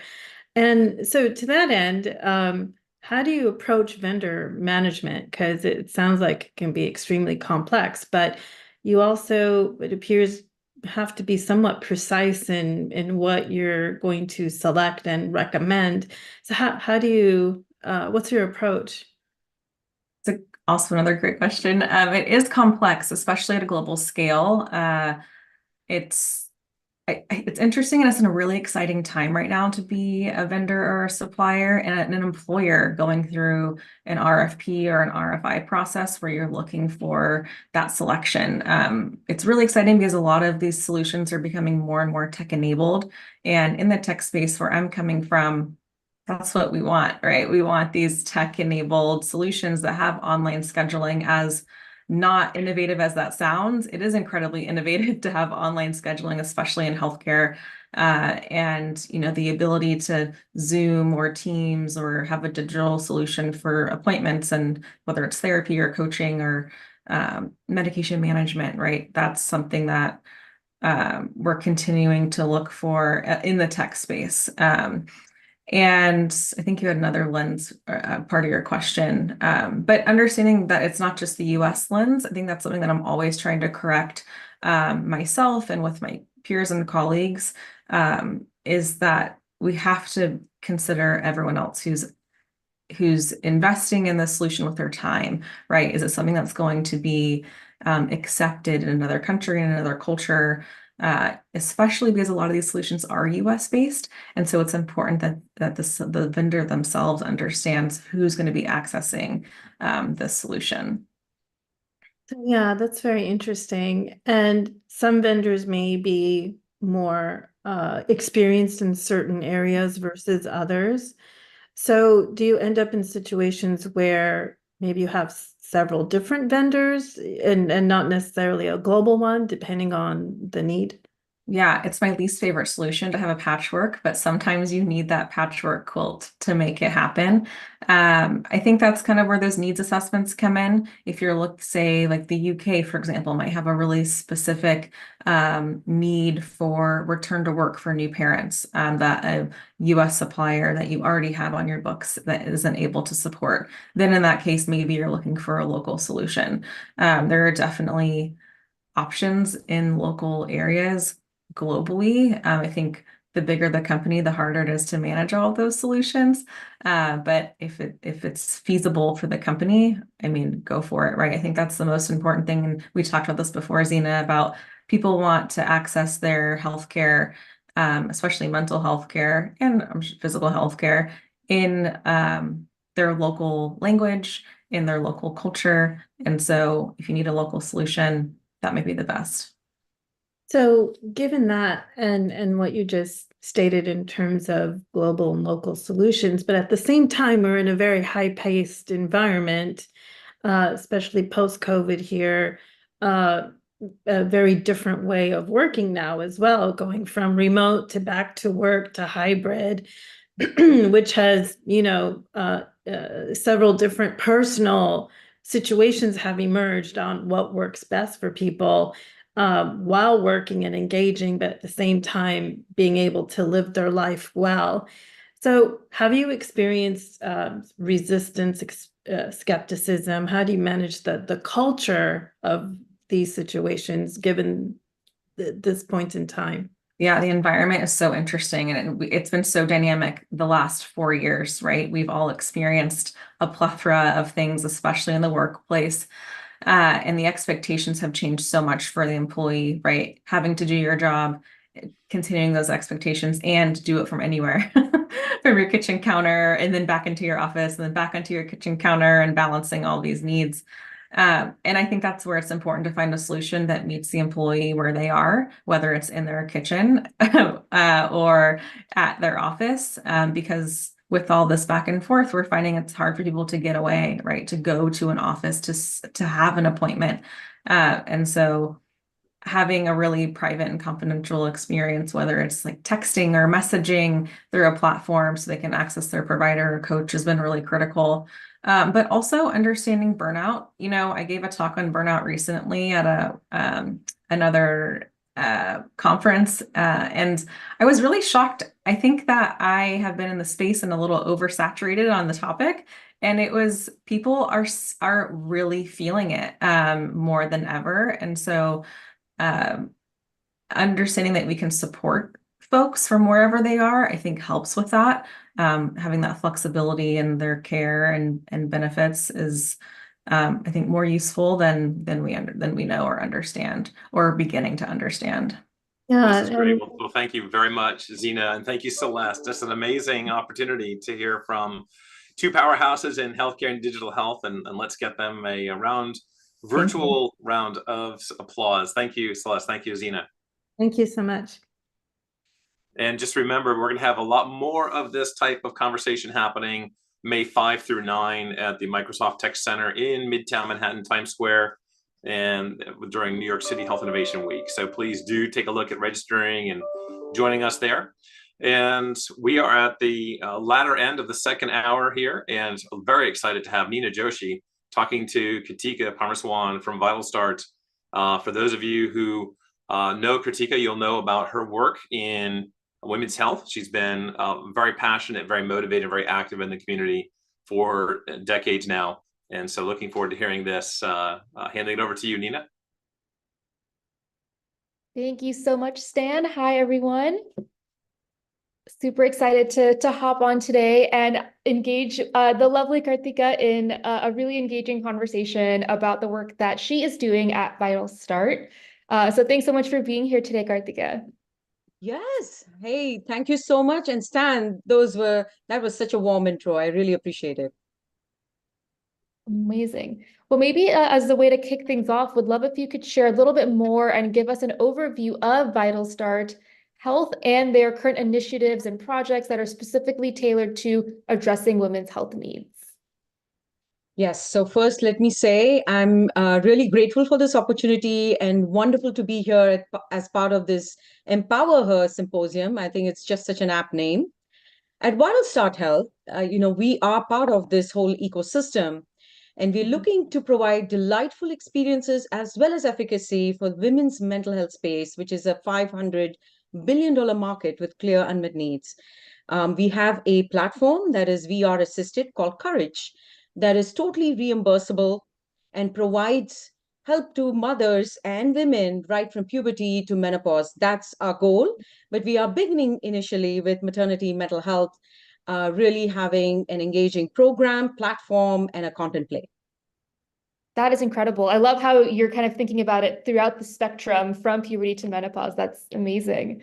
And I would only imagine, I mean, as you have been building this platform, really understanding a lot of the gaps in this space, from your perspective, what unique challenges or opportunities do you see in the women's, I would say, mental health space that have really led, VitalStart Health to prioritize this broader space? And how does this company really differentiate itself in the market?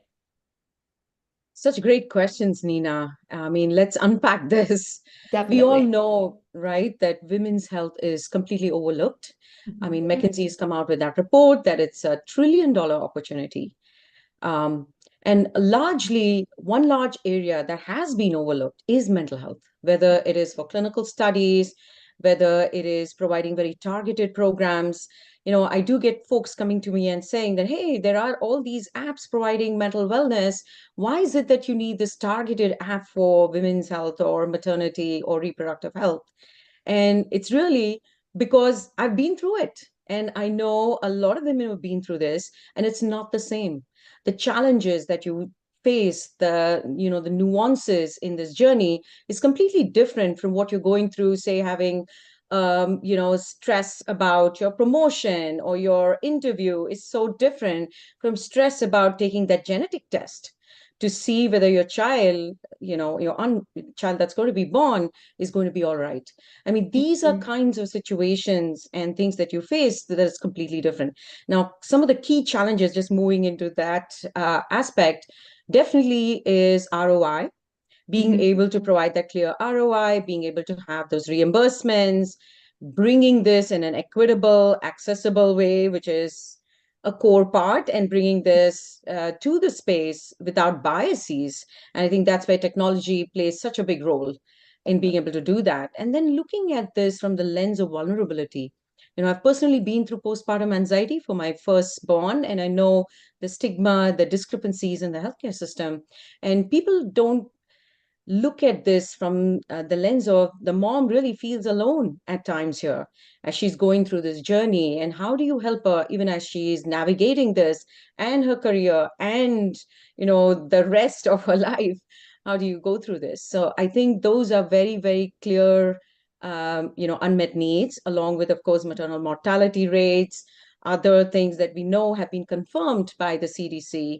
We have to prevent this. We have to, strike this, and it just cannot happen in this world in this day and age. So I think I feel very passionate about this. And in Vital Start, we're looking at it systematically to go through this.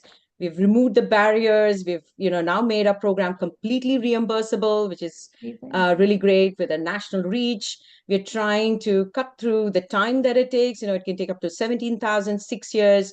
We really want to cut down that time, disrupt that. And we're doing that with virtual reality, a core modality.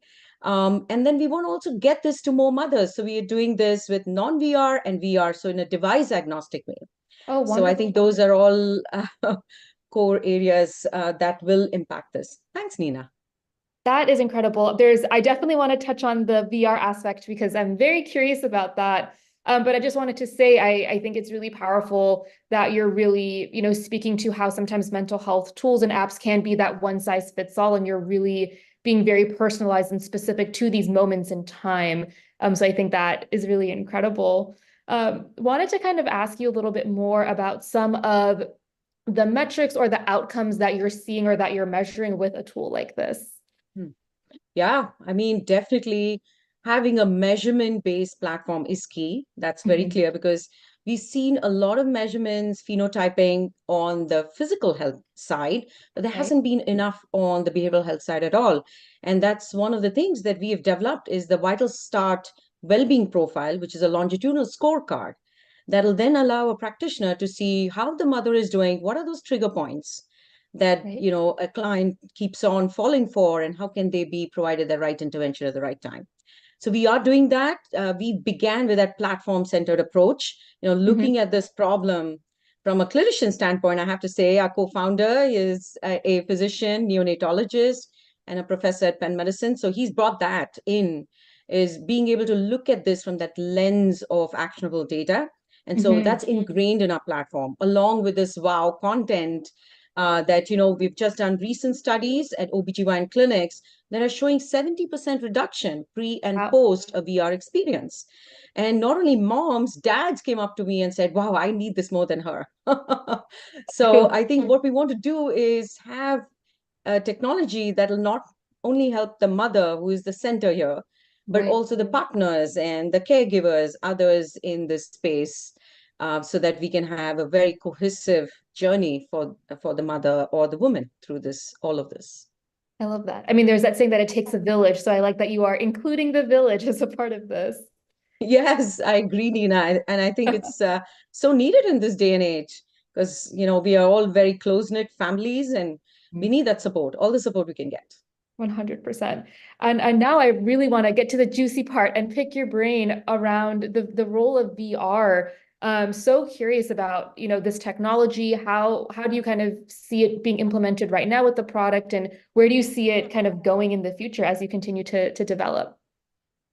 Yeah, we are at a very exciting phase. We just, like yesterday, we got into a prestigious accelerator in Europe. So I'm already thinking of different ways this can expand.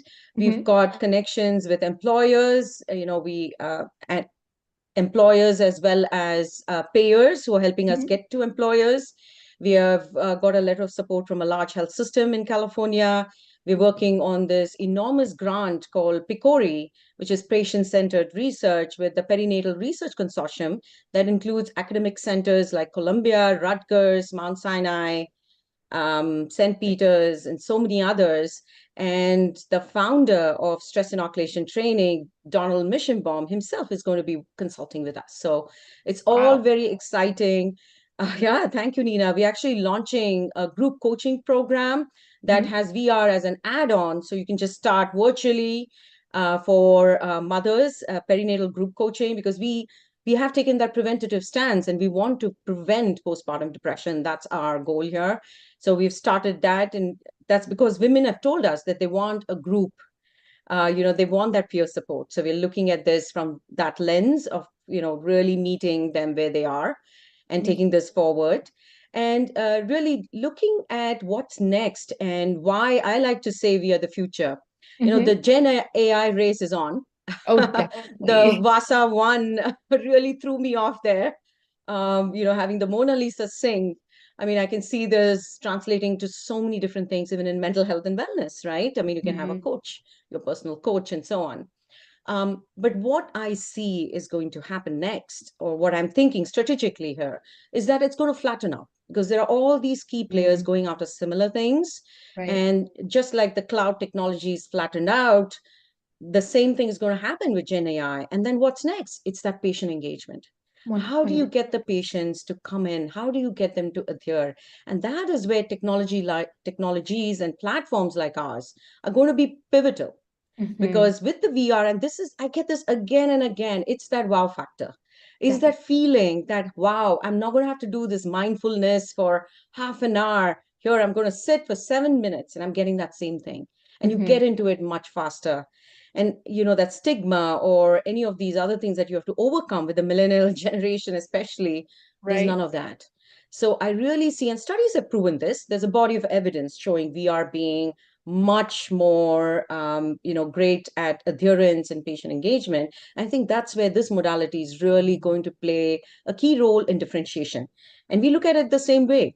So we are device agnostic. Our platform works off of a desktop or a mobile device, but the VR is where that, that delightful experiences come in, because we want this to be delightful. We want to deliver that joy throughout this journey, and we know how unpredictable and uncertain this can be.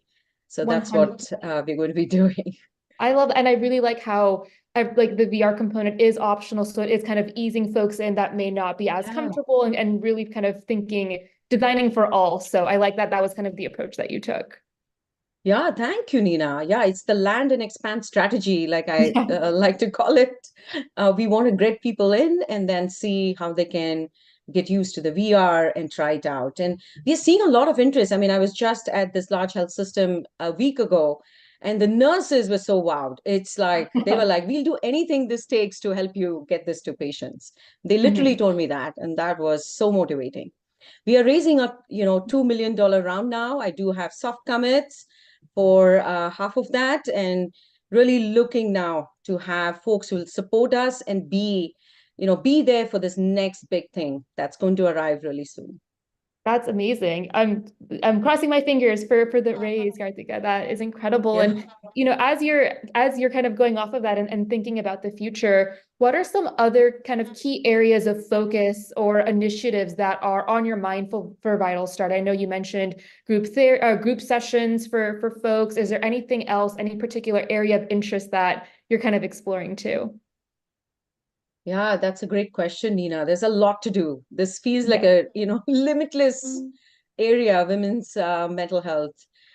So right now, we have these 3 aspects to our platform, which is the program itself, the platform and content, and we're providing that in a self-guided way, a coach-guided way, and a therapist-guided way, just so you can do that step model. We know there's a dearth of practitioners, so we want to make sure that we get folks in and be that one-stop shop platform, whether it's content, whether it's, the analytics and AI, whether it is the experiences, the visceral experiences that you can get through VR. So we want to be in all of that. Currently, we are looking very tactically at the group and VR stress inoculation training. This is a very innovative program that has been proven out for pregnancy, but we're taking that to the next step with VR. And we're working on, large initiatives with this, which is very exciting because this will drive down the time that it takes. So the Veterans Administration, for instance, we are engaging with the Veterans Administration as well. And they've told us clearly that with CBT and VR, you see a gain in 3 weeks versus 8 to 16 weeks. So we're looking to go behind some of those as well.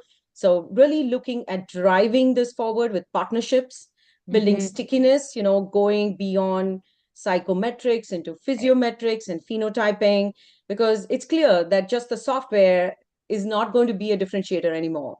So how do you build something that's comprehensive and can provide this to our customers who are employers and health systems and providers? That's the key idea here. And so we're looking at that. Clearly, partnerships are going to play a core role, whether it's provider level partnerships, whether it's companies that are in the digital health space. We are very keen on partnerships. We're already beginning that now. And, you'll hear a lot more in the next few weeks and months. And I think May is going to be a pivotal month for us. It is Mental Health Month, and we are launching a lot of new initiatives, and you'll see us a lot in the press, I feel. So those are a few short-term things. In long-term, I do feel that Gen AI sorts of methods can be very impactful, because we know that in mental health especially, we have that issue of bringing people to the table or making them sit down and do something. And I think that's where having some kind of a buddy system might actually be useful and could work. And we will look at some of those as well. And then, moving away from things which we are bound to right now because of reimbursements, right?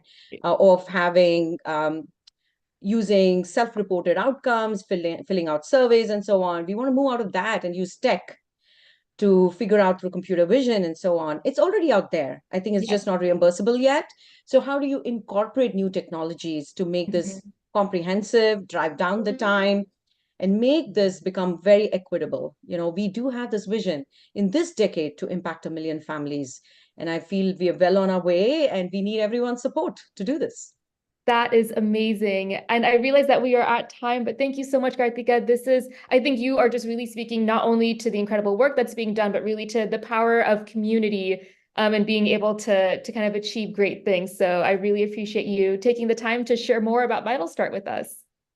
Thanks so much, Nina. This was amazing. And thank you, HITLAB. Thank you. All right. Awesome. Well, up next, we have Abigail. Hi, Abigail. Nice to see you again. Hi, Nina. Great to see you again. Thank you so much for having me. Yes, absolutely. Thank you for being here. It was amazing kind of having our conversation yesterday for Women's Health Tech Wednesdays. So now excited to kind of keep the conversation going. And maybe kind of we'll keep it short and sweet, a nice power 10 minutes. So I think, a great place to start would love to share, if you could share a little bit more around your insights in investing in women's health, and really where you kind of see the thesis going specifically at Merck when it comes to investing not only in women's health, but I would imagine healthcare more broadly that affects women. Yeah, definitely. So I guess in general, as we start to think about the role of women in society, I think it's pretty apparent, and we can all agree that women play such a meaningful role both at home, in their communities, and also in the economy.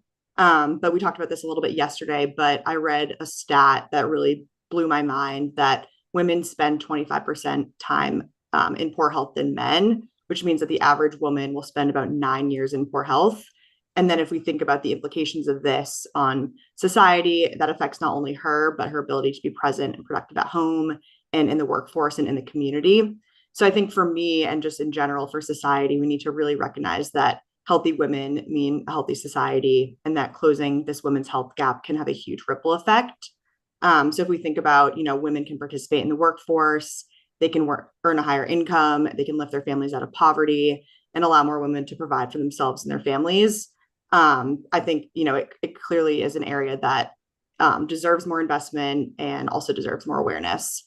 And so that's why I think that we need to invest more in solutions that address this gap in the specific areas where there are big disparities, which we're seeing is like the lower effectiveness of treatments for women, women receive worse care delivery, and there's also just not as much data for women as there is for men on kind of how treatments work for us, different diseases that women face. And so being able to close that gap is really important. And so to me, I think, raising awareness about the different challenges that women face in their healthcare journeys is really the first step to kind of addressing this healthcare gap. And then I think, companies like Merck GHI or a lot of the participants here in HITLAB are doing a lot of work to raise awareness and then also develop solutions and give funding to some of these areas that are so important to, close the healthcare gap for women. Absolutely. That is definitely a rallying cry if I've ever heard of one. That was like so beautifully comprehensive. Thank you so much for sharing that, Abigail. And I think on that note, are there any kind of key areas within women's health or healthcare that you are kind of seeing that you would think warrant greater investment and intention, either just through your experiences at Merck or just more broadly as you've kind of just been seeing the landscape overall? It's such a great question. And I think, it's such a broad category, women's health. And usually what first comes to mind is reproductive and maternal health. And obviously this is a huge area. And, we really do need to focus on this, especially since the outcomes that we're seeing today are still pretty disappointingly poor. But we also do need to remember that women's health encompasses not just maternal and reproductive health, but also just general conditions that may affect women just differently than men or disproportionately. So for me, number one, I would love to see more of a focus on reproductive and maternal health care, especially in the US. I think one stat that I read is that 4 out of 5 pregnancy-related deaths are preventable. And so there's obviously a lot of work to be done and a lot of tools and funding and research that we can be doing to kind of get our outcomes on par with where we should be as a country. And then the second area is I would love to see more awareness of how general conditions can affect women differently than men, and then a focus on more women-specific general health conditions like cervical cancer. So making sure that we have the funding going to those areas and the research to make sure that we can understand, what the situation is and then what interventions can be used to close these gaps. That's incredible. And I think on that note, can you share if you have any a specific successful initiative, program, success story that you have where you were able to see kind of this positive impact through the investment, through kind of your engagement in a portfolio company kind of come to life? Yeah, it's a great question. So we have one portfolio company that is in the social determinants of health space. And what they're able to do is connect social care workers. So, that's if we think about kind of like services for homeless people, kind of services that connect people with jobs, food banks, shelters, that kind of thing with healthcare providers, so that when a patient comes into the doctor and they may need some support outside of what the health system can provide, the doctor can connect them with the right kind of social care service. And so one area that this company is working on is how do we address the screening gap for triple negative breast cancer in underserved communities. And so what they're doing is they're working on providing sort of more education and resources to improve the screening rate in these areas that are historically underserved and have higher prevalences of breast cancer, but don't have the screening required to kind of identify these cases early and provide the resources that are needed. So, that's just one example, but I think there's so many opportunities out there where we can kind of identify the gaps. And oftentimes there is a simple solution that, we can deploy through technology or a program that can have really, really important impacts. That is incredible. And I think on that note, as you're really speaking about the power of accessibility, right, as you're thinking about some of these more smaller communities where healthcare may be a little bit more restricted, kind of wanted to ask you if I could make this very, very broad, but in your view, what role kind of do policymakers, providers, organizations, communities, all kind of this collective can really play in advocating for increased investments in women's health? I think just so curious to see your take, kind of thinking more holistically or broadly. Right. It's a great question. And I think, there's a lot of different answers, but the simplest one is that I think these are kind of the key decision makers, and these are the groups that are deciding where funding goes and which initiatives get supported and where resources are deployed. And so I think obviously we'd love to see more awareness of what these issues are and making sure that we can get key stakeholders in each of these groups and playing the role of education and identification of interventions that work. And then once we're able to do that, hopefully we're able to find more funding and kind of give resources to these areas, and really just drive that awareness, and making sure that the resources are going to the right places. And then I think another important piece that we forget is tracking outcomes. So making sure that, if we're deploying funding and resources to this area, did it work? Did we see positive outcomes? Can we replicate this? Can we scale it? So really making sure that it's not just a, one and done solution. It's something that can be replicated and scaled across other communities and potentially other problems. And then I think in terms of, making those solutions stick and keep going, that's where collaboration really comes into play, and making sure that there's conversations between philanthropists who are funding these solutions and healthcare workers who are delivering the care, and, research organizations that are tracking the outcomes and tracking the results. And so if everyone can kind of work together, I think we could see a lot of change. I love that. And I know we have about a minute out, so I wanted to ask you one quick final question. Really wanted to get your take on what do you see as kind of the role of technology in some of the programs that you're seeing, and kind of just really so curious about your specific perspective at Merck. What are you kind of seeing as the role of technology moving forward?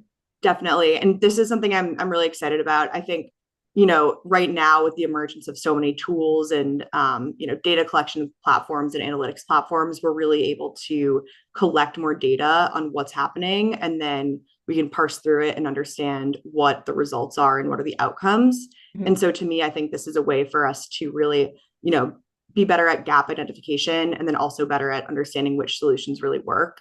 And so I'm excited for tools that can help us to kind of more efficiently address areas that need more resources, and see what impact that those have. Awesome. Well, thank you so much, Abigail, for taking the time to chat, and over to you, Stan. Thank you. Thank you, Nina. Just a tremendous interview, and Abigail, thank you so much for joining us. It's just an incredibly motivational and inspirational to see the Merck Global Innovation Fund doing such good work and across so many different areas, but obviously particularly in this month and with Women's Health Tech. And speaking of Women's Health Tech, and speaking of Nina, everyone's favorite program on a weekly basis, Women's Health Tech Wednesdays, that she hosts and has hosted for a few years now, just tremendously generous with her time to really highlight women who are leading the revolution in women's health tech and venture. So do click on the QR code or scan it with your phone and sign up for that as well. And next up, again, HITLAB's own innovation strategy manager, Riley Fink. And he'll be doing a back-to-back interviews, not only with some leaders, with a leader from Philips Health, but also from FFF Enterprises. And on that note, handing it over to Riley. Riley. Thank you, Stan. And hi, Emily. It's great to have you on the program. Thanks for joining us and giving us some of your insights here today. So let's just kick things off and have you start by introducing yourself to everyone here and talking a little bit about your background and some of the work you're doing with Philips. Yeah, sure. No, thank you so much for having me. So hi, everyone. My name is Emily Napier. I'm the new business development leader for Western Europe at Philips, so focusing on maternal health and women's healthcare. So we've been doing women's health for many years now, actually, at Philips, but I predominantly work on our Pregnancy Plus application, which is the world's #1 pregnancy app, and also our Philip Avent portfolio. So connecting those very much in the B2B space with insurers or public governments, and looking how we can best support individuals through their pregnancy to get the best possible pregnancy outcomes. That's great. And we can kind of start there. So I'd like to talk a little bit about how Philips integrates some of its business development strategies with initiatives aimed at advancing women's health products and services while ensuring alignment with market demands and societal needs. Can you touch on that a little bit? Yeah, of course. And I think, we can start by, if we look at my area in Europe, we have 4 million births every year in Europe. And we're really lucky with our Pregnancy Plus application that we reach 80% of all pregnancies in Europe. So we can really have a big impact on 80% of all births within this region. And that comes from impact on education, health, well-being. It's such an important life stage. And I think there's a constant need to evaluate the market dynamics, especially for maternal health. There's so much information that's changing, even from if you have one child to another child in between that time. Also, regulations are getting updated, what you should and shouldn't do. So really understanding pain points that surround parents. And there's a lot of uncertainty or lack of clarity on information. So I think when people look online, they can struggle to understand, is the information written by an expert? Is it credible? What's the facts? Where's the sources coming from here? So being able to have everything in one place is really fundamental. And that's something that we work really hard to do with the app, to have all the information written by industry experts, healthcare professionals, so that we can also free up midwives' time or healthcare professionals' time, so people can get answers that they need through a digital health application that will also help their healthcare system in general. And I think there's a lot of societal issues surrounding maternal health that we could touch on, mental health being a really important one. So we know that 10% of mums struggle with anxiety during pregnancy, and postpartum depression is very high, about 15%, and those are the ones who seek clinical support. So it's likely actually there's a far greater number than that that are not seeking help and support as well. And another area that we're looking into is breastfeeding and support for if mum obviously can or wants to breastfeed, looking at giving information, whether that's through lactation consultant or return to work policies as well, helping women after they go back into the workforce and without trying to jeopardize their career. We're looking at different shifts in terms of part-time working, flexible working benefits that we can help support during that time. And I think, some of the work we're doing with private insurance companies really help to support through the pregnancy journey, and also looking to work with public health organizations to really reach and provide more accessible solutions. Yeah, and can you touch on that a little bit further in terms of, with Philips being such an expert in healthcare technology, how can you drive innovation in women's solutions or foster further growth opportunities to help, address some of these unmet needs that you're talking about? Yeah, and I think it's a good question how we can really look at also how diversity and inclusion plays such an important role in that. We have so many different articles written by and tailored to everyone, whether that's same sex, single parents, going through surrogate, through adoption. We look to be as representative and inclusive as possible, and we try with the innovation, to keep the app free. So most of the application itself is free. And, we do have certain paid for premium features, but they can also be unlocked by watching ads or taking certain actions. So I think this really helps to provide access. And that's something that we want to work towards with payers as well. And we're looking to support and empower women through this pregnancy and postpartum phase. I think when you look at the stats as well, even preconception, we know 1 in 6 couples are struggling to conceive, and actually during pregnancy, over 30% are now considered high risk. So this is something to really tackle and to look at what are some of these factors. It could be maternal age is increasing, which is having an impact. Also sedentary lifestyles, unhealthier lifestyles or habits due to work. That's also an impact. And a lot of pregnancies are also, experiencing complications. So how can we look at what innovation that we have? And we're driving that through the digital services that we can provide through the Pregnancy Plus app, but also how we work with different partners.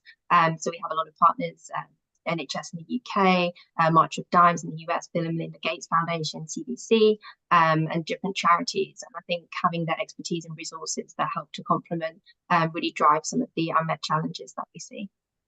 Yeah, absolutely. It sounds like you're, able to work with individuals anywhere along their journey with regards to, just their health and what stage they're at. And you talked a little bit about some of the companies that you're partnering with. Can you share more about, collaboration with those external partners and how you leverage the stakeholder resources and knowledge to really identify those emerging trends and enhance your development efforts? Do you have one maybe success story or one initiative that you're particularly excited about? Yeah, so we've been partnering with a company in Switzerland called Mutual for the last 6 months, and it's a really interesting program that we're running for their members.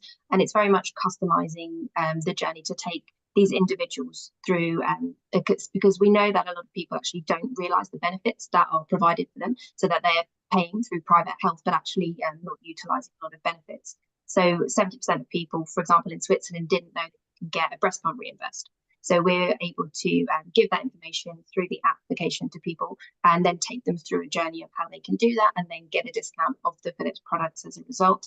We're also looking at how we can help raise education for those parents so that they feel more confident about their pregnancy, about the information that they consume. So we're looking at their building confidence and looking at improving the health of those throughout the pregnancy.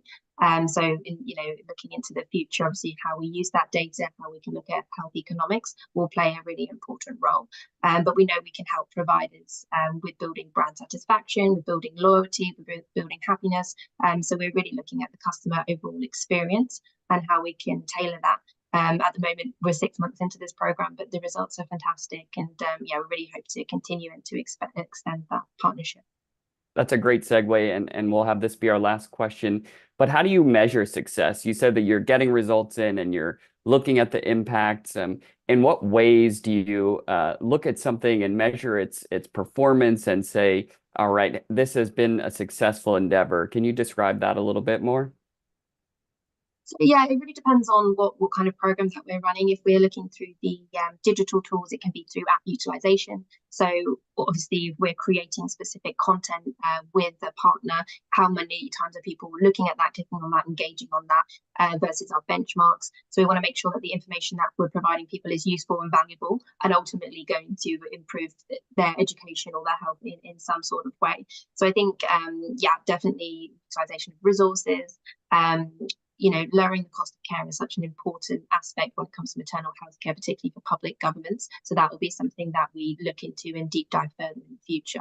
I think, I touched on briefly brand satisfaction. I think the loyalty and retention for private companies are very important metrics. So if you can help and support with that, that's something that I know that they're looking to do. And it's all around for us just making sure that we build those positive touch points from our users. So making sure that they ultimately have the best possible pregnancy outcome as a result. Well, thank you for sharing that. And we certainly wish you continued success and are really appreciative of your coming on today and providing us some insights into the great work that you're doing. So thank you again, and hopefully we'll hear from you again on one of our programs. Thank you so much. Okay, up next, I get to speak with Melissa, as Stan mentioned. She is the Chief Compliance Officer at FFF Enterprises. They're a specialty pharmaceutical distribution company and also a friend of the lab. We've had Melissa on a few other versions. I know she's been in person speaking at the summit, so I got a chance to meet her there and really get to engage with her. So I'm happy to welcome you to the program. Hi, Melissa. How are you doing? Hi, Riley. Thanks for having me. I'm doing great. Excellent. Well, I know you, but for those that don't know you, can you please start by giving a brief introduction and talk a little bit about your background and the work that you do at FFF Enterprises? Sure. So I'm a lawyer by training, spent about 10 years in private practice at large law firms. And then I made the transition into in-house counsel at Merck.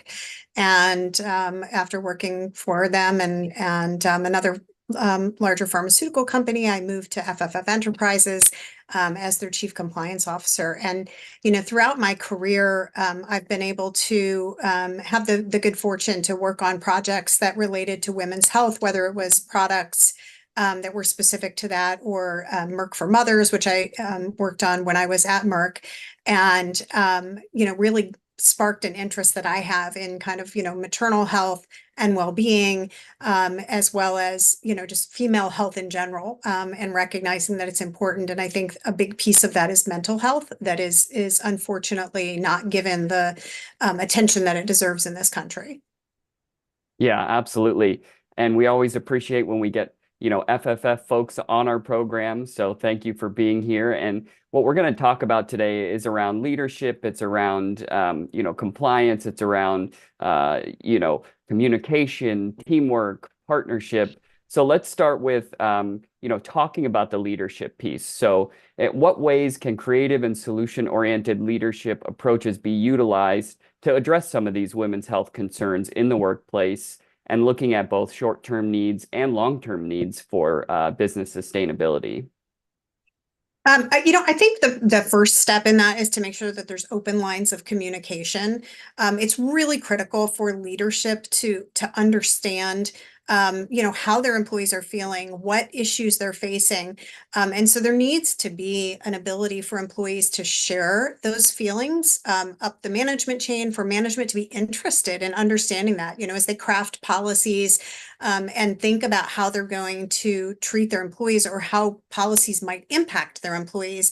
That's really critical. And I think, one way where I've seen this really go through kind of a transition, but frankly, we still have a lot of work to do, but is, the treatment of pregnant women at work who, obviously there's you're growing another human inside you. And so, there's a lot of health issues that are tied up in that. And, are we encouraging them? Are we making them feel supported? Or are we making them feel guilty and bad for being pregnant? And I think that's, probably step one is just the general reaction to, someone who is in that position. But I also think, there are policies, and this is kind of where the compliance, framework comes in. And, I think a lot of people in that space are involved in policy work. And so being able to encourage the company to, have policies that are supportive of both, moms and dads, after child birth, because, obviously the woman's body needs to heal. I mean, that's a medical issue, right? But in addition, you have a new child to take care of. And I think, recognizing that takes time and it takes some adjustment. And we should give people that time. We really should be looking at these, the European countries who do a phenomenal job of letting women bond with their children and letting fathers do that too. And I think, also providing that paternity leave so that the father can be there to support the mother or the spouse, if it's not a father, that's fine as well. And we need to recognize those situations. And so I think for me, thinking about just different ways in which there might be unique health challenges for women, and childbirth is obviously a major one. And just in my years in the workforce, I've seen a major shift, at least in, my employers in terms of, kind of the attitude towards that. And, is this going to hurt my career? And you talked about short-term and long-term growth of the business. I mean, I think there are studies out there that show that employees who feel valued, who feel supported, do a better job, right? They're more likely to be successful, and therefore your company's more likely to be successful. And so I think it's very short-sighted for a company to not focus on that health aspect of your employees and making sure that they feel supported and valued. Yeah, absolutely. And you touched on that communication piece. What are some of the biggest barriers or obstacles that you found when trying to implement these open lines of communication, and how can you try to overcome those? I think, you can communicate all you want, but at and it's important that we do communicate those things. But I think one of the biggest factors that is a barrier is time. It really is. I think women in particular, especially those who work and who have family obligations, whether it's kids, whether it's aging parents, whether you're just managing a household, there just never seems to be enough time in the day. So, having the communication is the first step to know that that your employer or workplace supports you taking care of your health. But I think there are other things that kind of that next step that employers can do to be proactive about it. And so some of the things that I've seen are, giving an employee a day off specifically for the purpose of, tending to the health, your health care or the care of a loved one, to say, you don't have to use a vacation day. This is a paid time off. Go get a mammogram, go have your annual, checkup, go, take your, aging parent to the doctor, whatever that may be, but really giving people permission to take that time to manage their mental health. And another great example I've seen of that is, there are a lot of health centers and healthcare providers, some of the bigger systems that offer like mobile mammograms, or I've even seen a mobile dentist, but, being able to provide that for your employees, to come on site and say, here, we're going to make this easy for you. You don't even have to leave our, facilities, to go get this done. And by the way, by doing that, you're giving them permission to make an appointment, set it on your calendar, come, we're bringing this to you. We value it. We think it's important. And so I think those are a couple of really great ways I've seen, employers go beyond the communications phase and say, not only do we want you to do this, we're going to try and enable you to do that. Yeah, it's a great example of, the importance of teamwork, which is the other piece of this. It's communication, it's teamwork. And I've heard you discuss that idea previously in talking about, like a doctor day or like a care day, whatever it is, however you want to coin it. But it's something where it can kind of, take off that burden off of someone who's maybe putting something off because they don't feel like they have time. It's allowing them to say, okay, I can go now and do all these things that maybe I might be avoiding or ignoring. And by having a company that's, implementing something like that or supporting that, it can really make someone feel better about, needing to go take care of whatever is going on at home, opposed to what's going on in the workplace. But I want to talk a little bit more about, your perspective in being the compliance and the legal partner. How do you collaborate with the healthcare providers and experts to ensure that women's health initiatives are evidence-based, following regulations, and are effectively contributing to the overall success of your business? I mean, I think, obviously there can be lots of different initiatives to address these things. I think, when you kind of get down to the evidence-based portion of this, you're really looking at clinical trials, right? If you're talking about treatments and making sure that we understand the female body, right? It's not just, I was actually reading an excerpt from a woman's book about, women's healthcare recently. And she talked about how, for the longest time, women were just treated as like smaller versions of men when it came to kind of medicine and treatment. And obviously, we've since discovered that's not a good approach. But I think, at the end of the day, making sure that, when if you're in an environment, whether you're a researcher or you're a company that's funding research, that your clinical trial design takes that into account and says, we need to make sure we're including enough women or female subjects in our trial. We need to make sure we're actually looking at the difference. It's not enough just to have female subjects in the trial, but you need to be able to actually look at, is the data different when we take, when we filter out and look at the female subjects. And so I think, that's a huge part of that. And then I think, you talked about kind of this leading to business success. And I've talked about this before too, but, women really control the purse strings and the decision making, at least in this country. I think the numbers are 75 to 80% of consumer purchases are controlled by women in households. And, the NIH has published data that, women make 80% of the healthcare decisions for their families. And so, I think as an employer, as a company, a healthcare provider, showing interest in and support of, dedication to women's health is such an amazing way to gain trust of those people who are making the decisions about where they're going to, spend their money and where they're going to, spend their time and resources and who they're going to do business with. So to me, that seems like a prudent business plan. So I think, all these ways, looking at different initiatives that you can do, think about the return on investment, if you will, to use business speak, of, making women feel valued, feel like someone actually cares about what's happening to them. And you're likely to see, I think, that return in the consumer decisions made by women. That's amazing. And well, we'll end it there. We just really appreciate you coming on and sharing your perspective. It's great to chat with you, and I feel like I get smarter every second I'm here talking with you. So we'll try to take up as much as we can of your time. But thank you again for coming on and sharing your insights. Thank you, Riley. It's good to see you again. All right, back to you, Stan. That's fantastic, Riley. Thank you, Melissa. Tremendous insights from someone who's really been around the healthcare system and has tremendous veteran experience and understanding it, and really just being able to provide perspectives that you don't hear every day. On that note, and just remember that there will be a number of FFF executives at the New York City Health Innovation Week and the Digital Health Summit 5 through 9 of May. Do be sure to attend.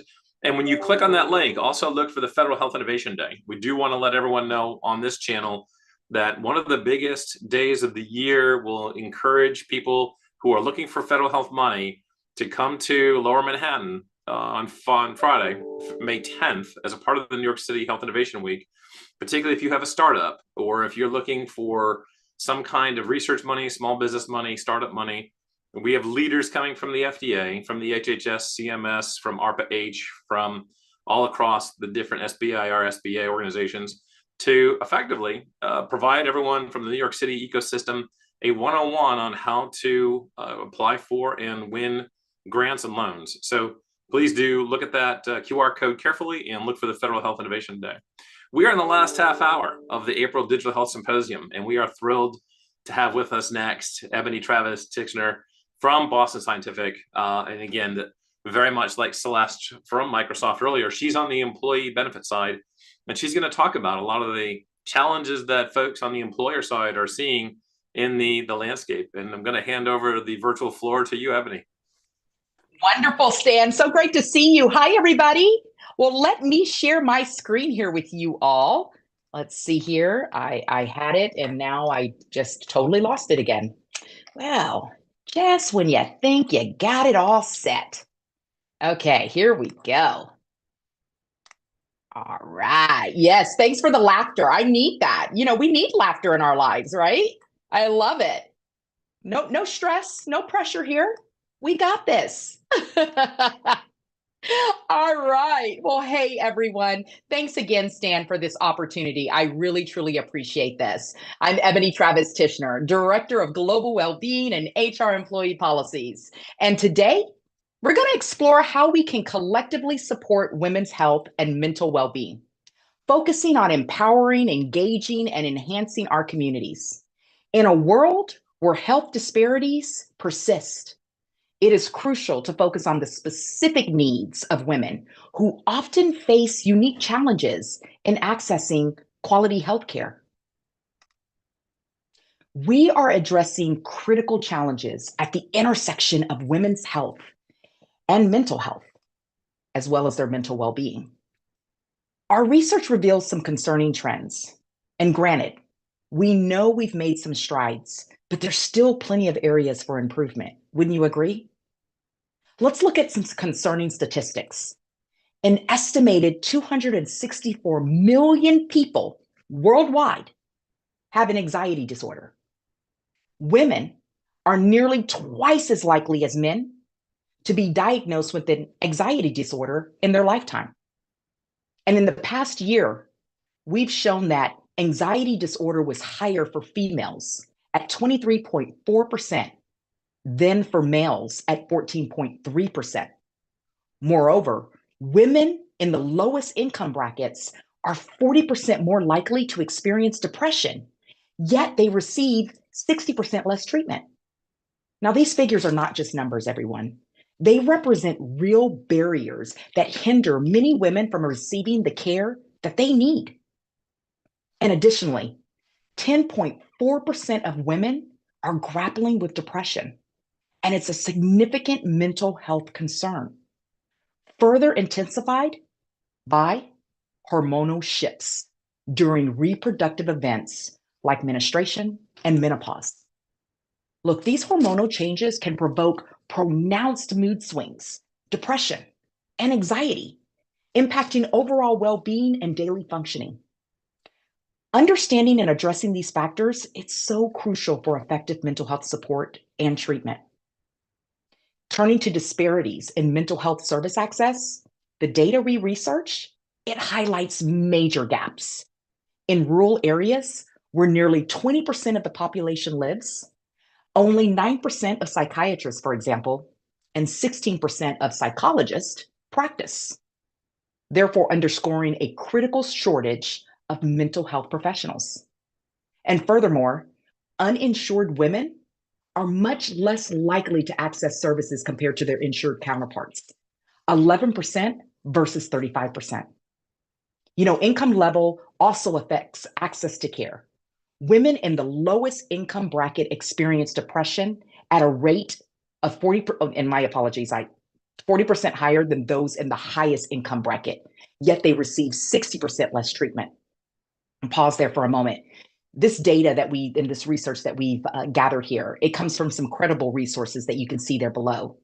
These data points illustrate deep-seated barriers that hinder many women from receiving the necessary care.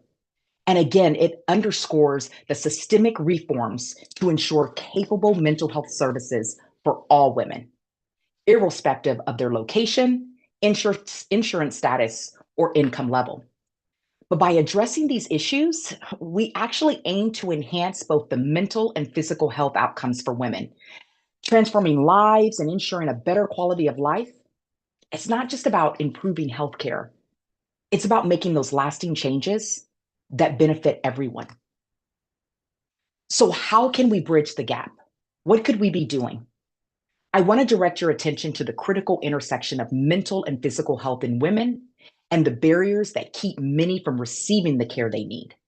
This integration is crucial for comprehension and, even more significantly, for actually taking action. I want you to consider Sarah, who lives in a rural area, who actually struggles to find even the basic mental health services. And then there's Emily, a freelancer without stable employment benefits, who cannot afford regular therapy sessions. You know, those stories are real, and they're more than just data points. They represent real struggles that affect daily lives and futures.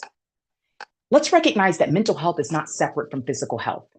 Instead, they're profoundly linked. Stress from work-life imbalance, cultural expectations, and social economic pressures, they don't just strain the mind. It has tangible effects on the body. Chronic stress can lead to heart disease, diabetes, and other serious conditions. Thus, improving women's mental health is not merely about well-being. It's actually about saving lives and enhancing the quality of those lives. And the barriers to this integrated approach to health, they're significant. When we talk about access to healthcare, we're not just referring to the distance one must travel to find a specialist, as noted by Sarah, the rural resident.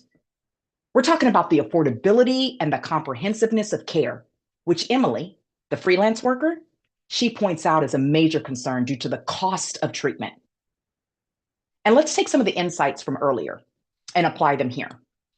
Social economic status, for instance, is not just about income. It's about the complexities of life that comes with it.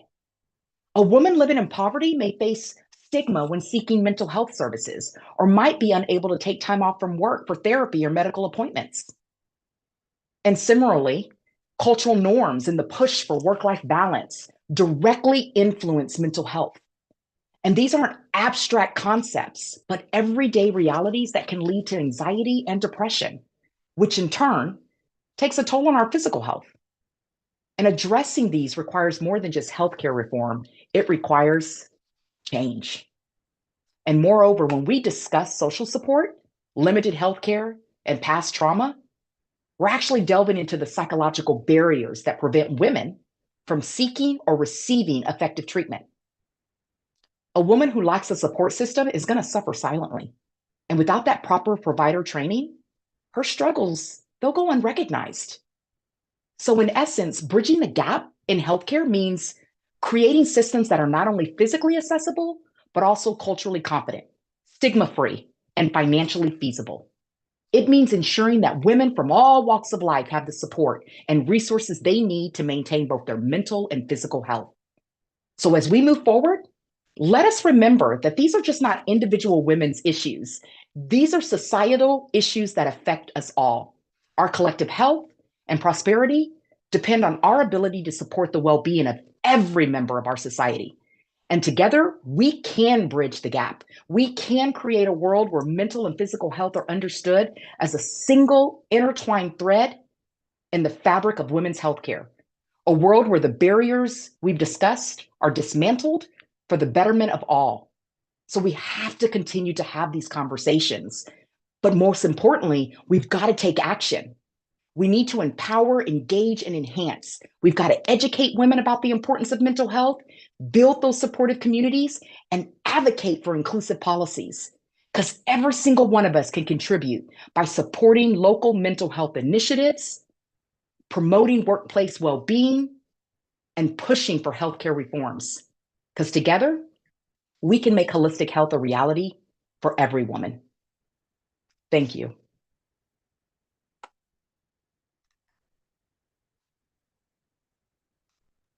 That is outstanding. Really appreciate the presentation and would love to take some questions. We've got a few more minutes. So if there's any questions, I've got one question for you, Ebony, just off the top of the list here.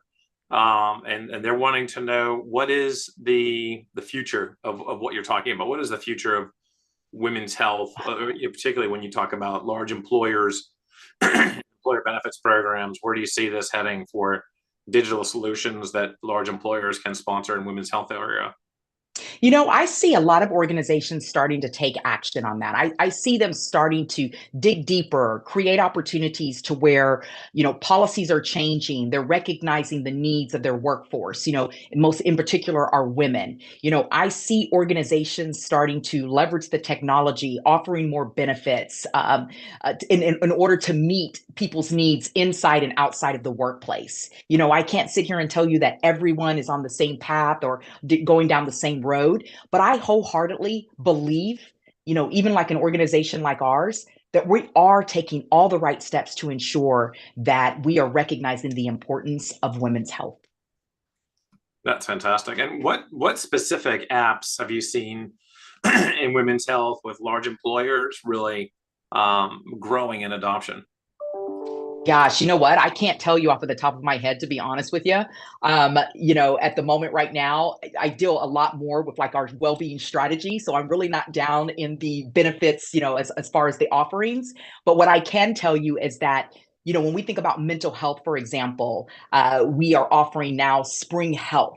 Right. And it's an app where it's not only just an offering where you call someone, et cetera. They also offer an app where people can take the opportunity to understand where they're at on the spectrum. What support do they need when it comes to their mental health? You know, so I'll use Spring Health as an example that's supporting not just our women, but everyone in our organization. Does that help? That helps a lot. No, that's really fantastic. And in terms of the community that's listening to this, there's people from all over the world that are listening to this symposia today. What advice would you give the startup community who are trying to reach out to large employers and generate some interest in adoption with large employers and their wellness and healthcare programs? Yeah, you know, that's a good one because, you know, we tend to get a lot of that. And I think a lot of it is have your business case up front, right? Show us the examples up front of how this is solving for what you're solutioning for, right? What does your product, you know, what is it solving for? You know, give us the case studies, you know, real world examples, you know, the data behind it. And I think that's the first way to like get your foot in the door, right? A lot of times people just come in and say, I have this solution. But when you think about all the emails you get and the phone calls you get, I'm all about give me the information up front. If I start to read it and see it and it interests me, I'm coming in through the door, right? I'm going to go ahead and just invite you in because you've already laid the foundation for us to understand what it is you're trying to, you know, solve for and help us with data, with research, with information, right? So for me, that's what I would suggest is come in strong, no soft, come in ready with the data and the information. That's right. And the evidence. I mean, there you go. HITLAB, we love doing studies. We love generating evidence, and they need evidence to make sure that the buyers and the investors are going to be able to actually believe the story they're telling. There you go. Exactly. Well, Ebony, thank you so much. And do stick around because the next talk is going to be with Ellipsis, one of the more interesting and one of the more successful digital health companies right now, taking the employers and health plans by storm. So thank you very much, Ebony. Thank you. That's a great presentation. And again, do stay tuned. Ebony is a regular with the HITLAB Symposium, and we do really hope that she does come back and join us again soon.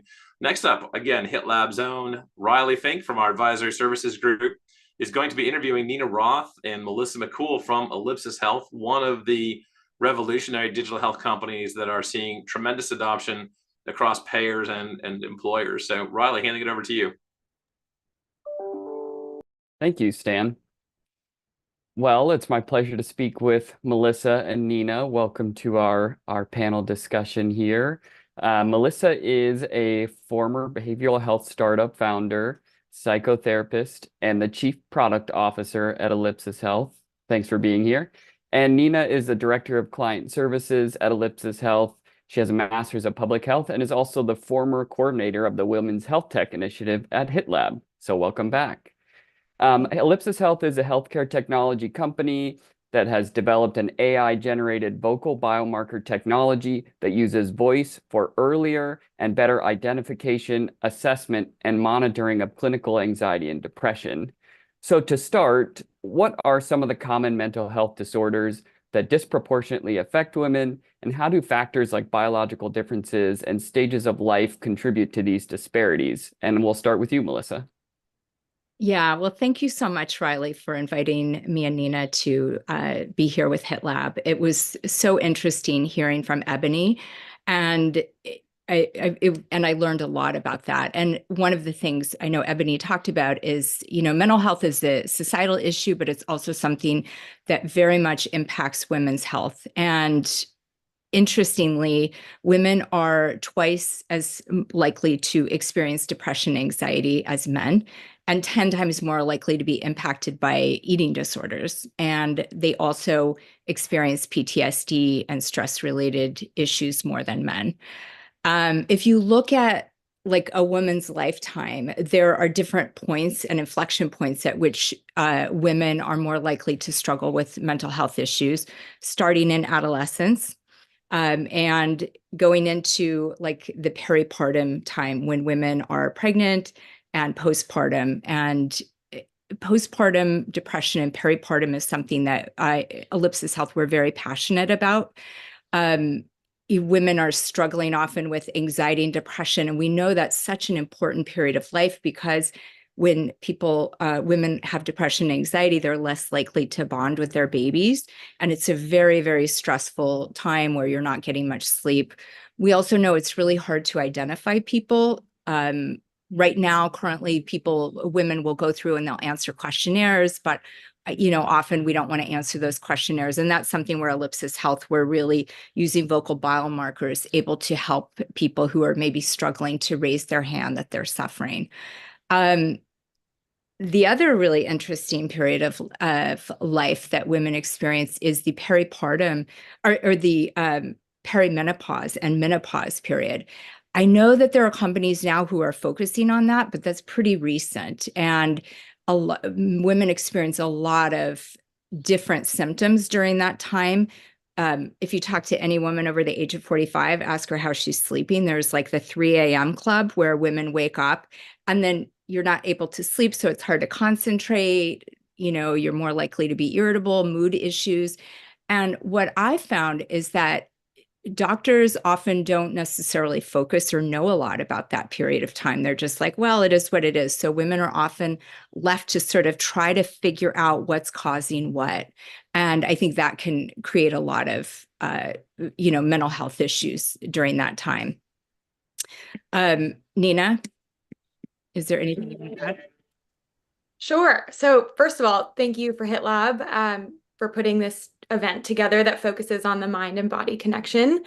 It's exciting to see that healthcare organizations are not only acknowledging this connection and centering women in the discussion, but they're really prioritizing supporting mental and physical health. And so we as leaders in the space have this amazing opportunity to not only support the mental and physical health of women, but because women are the center of their households, we can support children and families and the broader community. So we're in a really exciting space and time. And as Melissa just mentioned, there are many different phases of the life course where we see the interplay between mental and physical health for women. But I just wanted to focus on, for right now, the reproductive age, because you can really see how mental and physical health interact. They have this bilateral relationship. So pregnant people experiencing mental health issues are at a 50% greater risk of giving preterm birth, with worse health outcomes for mom and baby. And 10 to 15% of women experience postpartum depression, not to mention postpartum anxiety, which is largely ignored. And in California, where Melissa and I live, perinatal depression affects 1 in 5 women, or 100,000 people per year. And this has a serious human cost, but it also has an economic cost, and that's $2.25 billion per year. So it's unacceptable, and it's a huge problem that we're solving for. Wow, thank you for sharing those data points, touching on the biological factors. But we know that maybe that's not the only thing at play here when we're dealing with the health disparities and health and mental health outcomes for women. So how do societal expectations and gender norms impact women's mental health experiences, and what challenges do women face in seeking support for their mental well-being? And Nina, we'll start with you. Sure. So something that we think a lot about at Ellipsis Health and in public health practice is the impact of stigma and misconceptions around mental health. There have been many movements in the last, I'd say, decade that have really brought awareness to mental health. I would say with Gen Z, celebrities, millennials, and the rise of social media have really helped reduce the stigma around mental health. But it's still pervasive. There are some people, like older generations, have a harder time raising their hands for help. Some cultures have a harder time asking for help, and definitely stigma exists in some professions more than others, and healthcare is one of them. And in prepping for this panel, I was surprised to learn that there was a 2018 study of 1,000 participants. And that study found that 31% of people expressed the belief that a weak personality leads to depression. That means that stigma is still a huge barrier in allowing people to access the help that they really desperately need. And it also highlights that people are not only hesitant to raise their hands and disclose their symptoms of depression to a healthcare worker, but they're also afraid to acknowledge it or reluctant to acknowledge it within themselves. And that's why new and improved screening tools are really exciting and important to advance the field forward. But quickly bringing it back to women and how do stigma and social factors uniquely affect them. Just a few data points here. Exposure to violence, for example, makes a woman 3 to 4 times more likely to be affected by depression. And stigma of seeking treatment for a mental illness is greater among women of color. So it really does uniquely affect women. And I'll kick it over to Melissa to share her thoughts.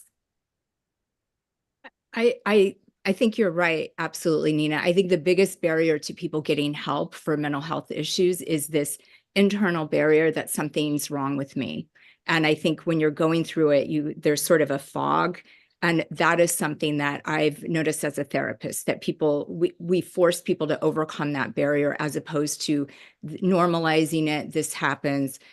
I actually think that it's easier for women to seek mental health help. And actually, I think the data supports that women are more likely to seek help than men are.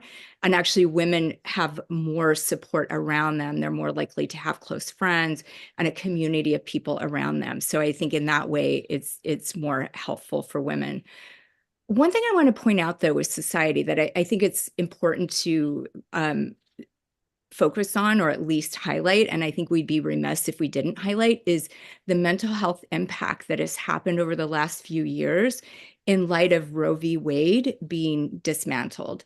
And there's some research that came out late last year that shows that there are higher rates of emotional distress, anxiety, and depression among childbearing age women in the states where these laws have been repealed. And so we all know physical and mental are combined, but I think when reproductive rights are being impacted, that absolutely impacts mental health. Yeah, absolutely.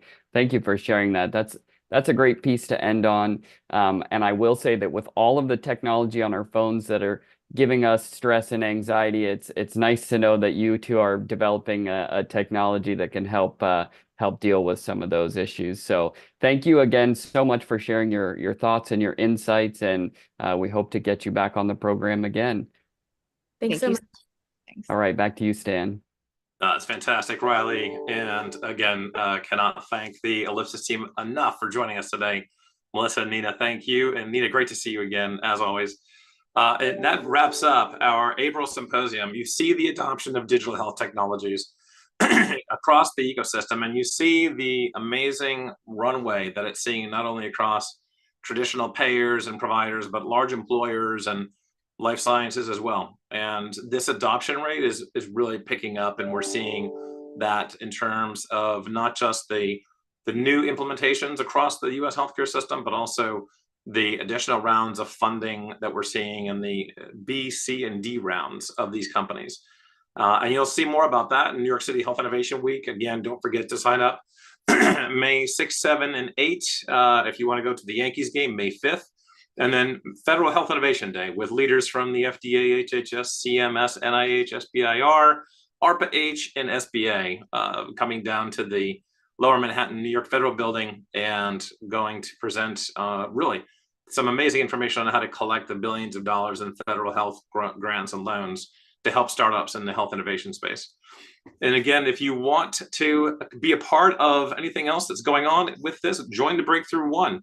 The Breakthrough One is a terrific community of hundreds of individuals around the world, including people from the WHO and the United Nations and all of the top 25 life science companies and hospitals. And it's just a great place to participate in networking sessions and roundtables and executive briefings and all sorts of different collaborations. So we do hope that you have a chance to join that. It starts at $99 a year.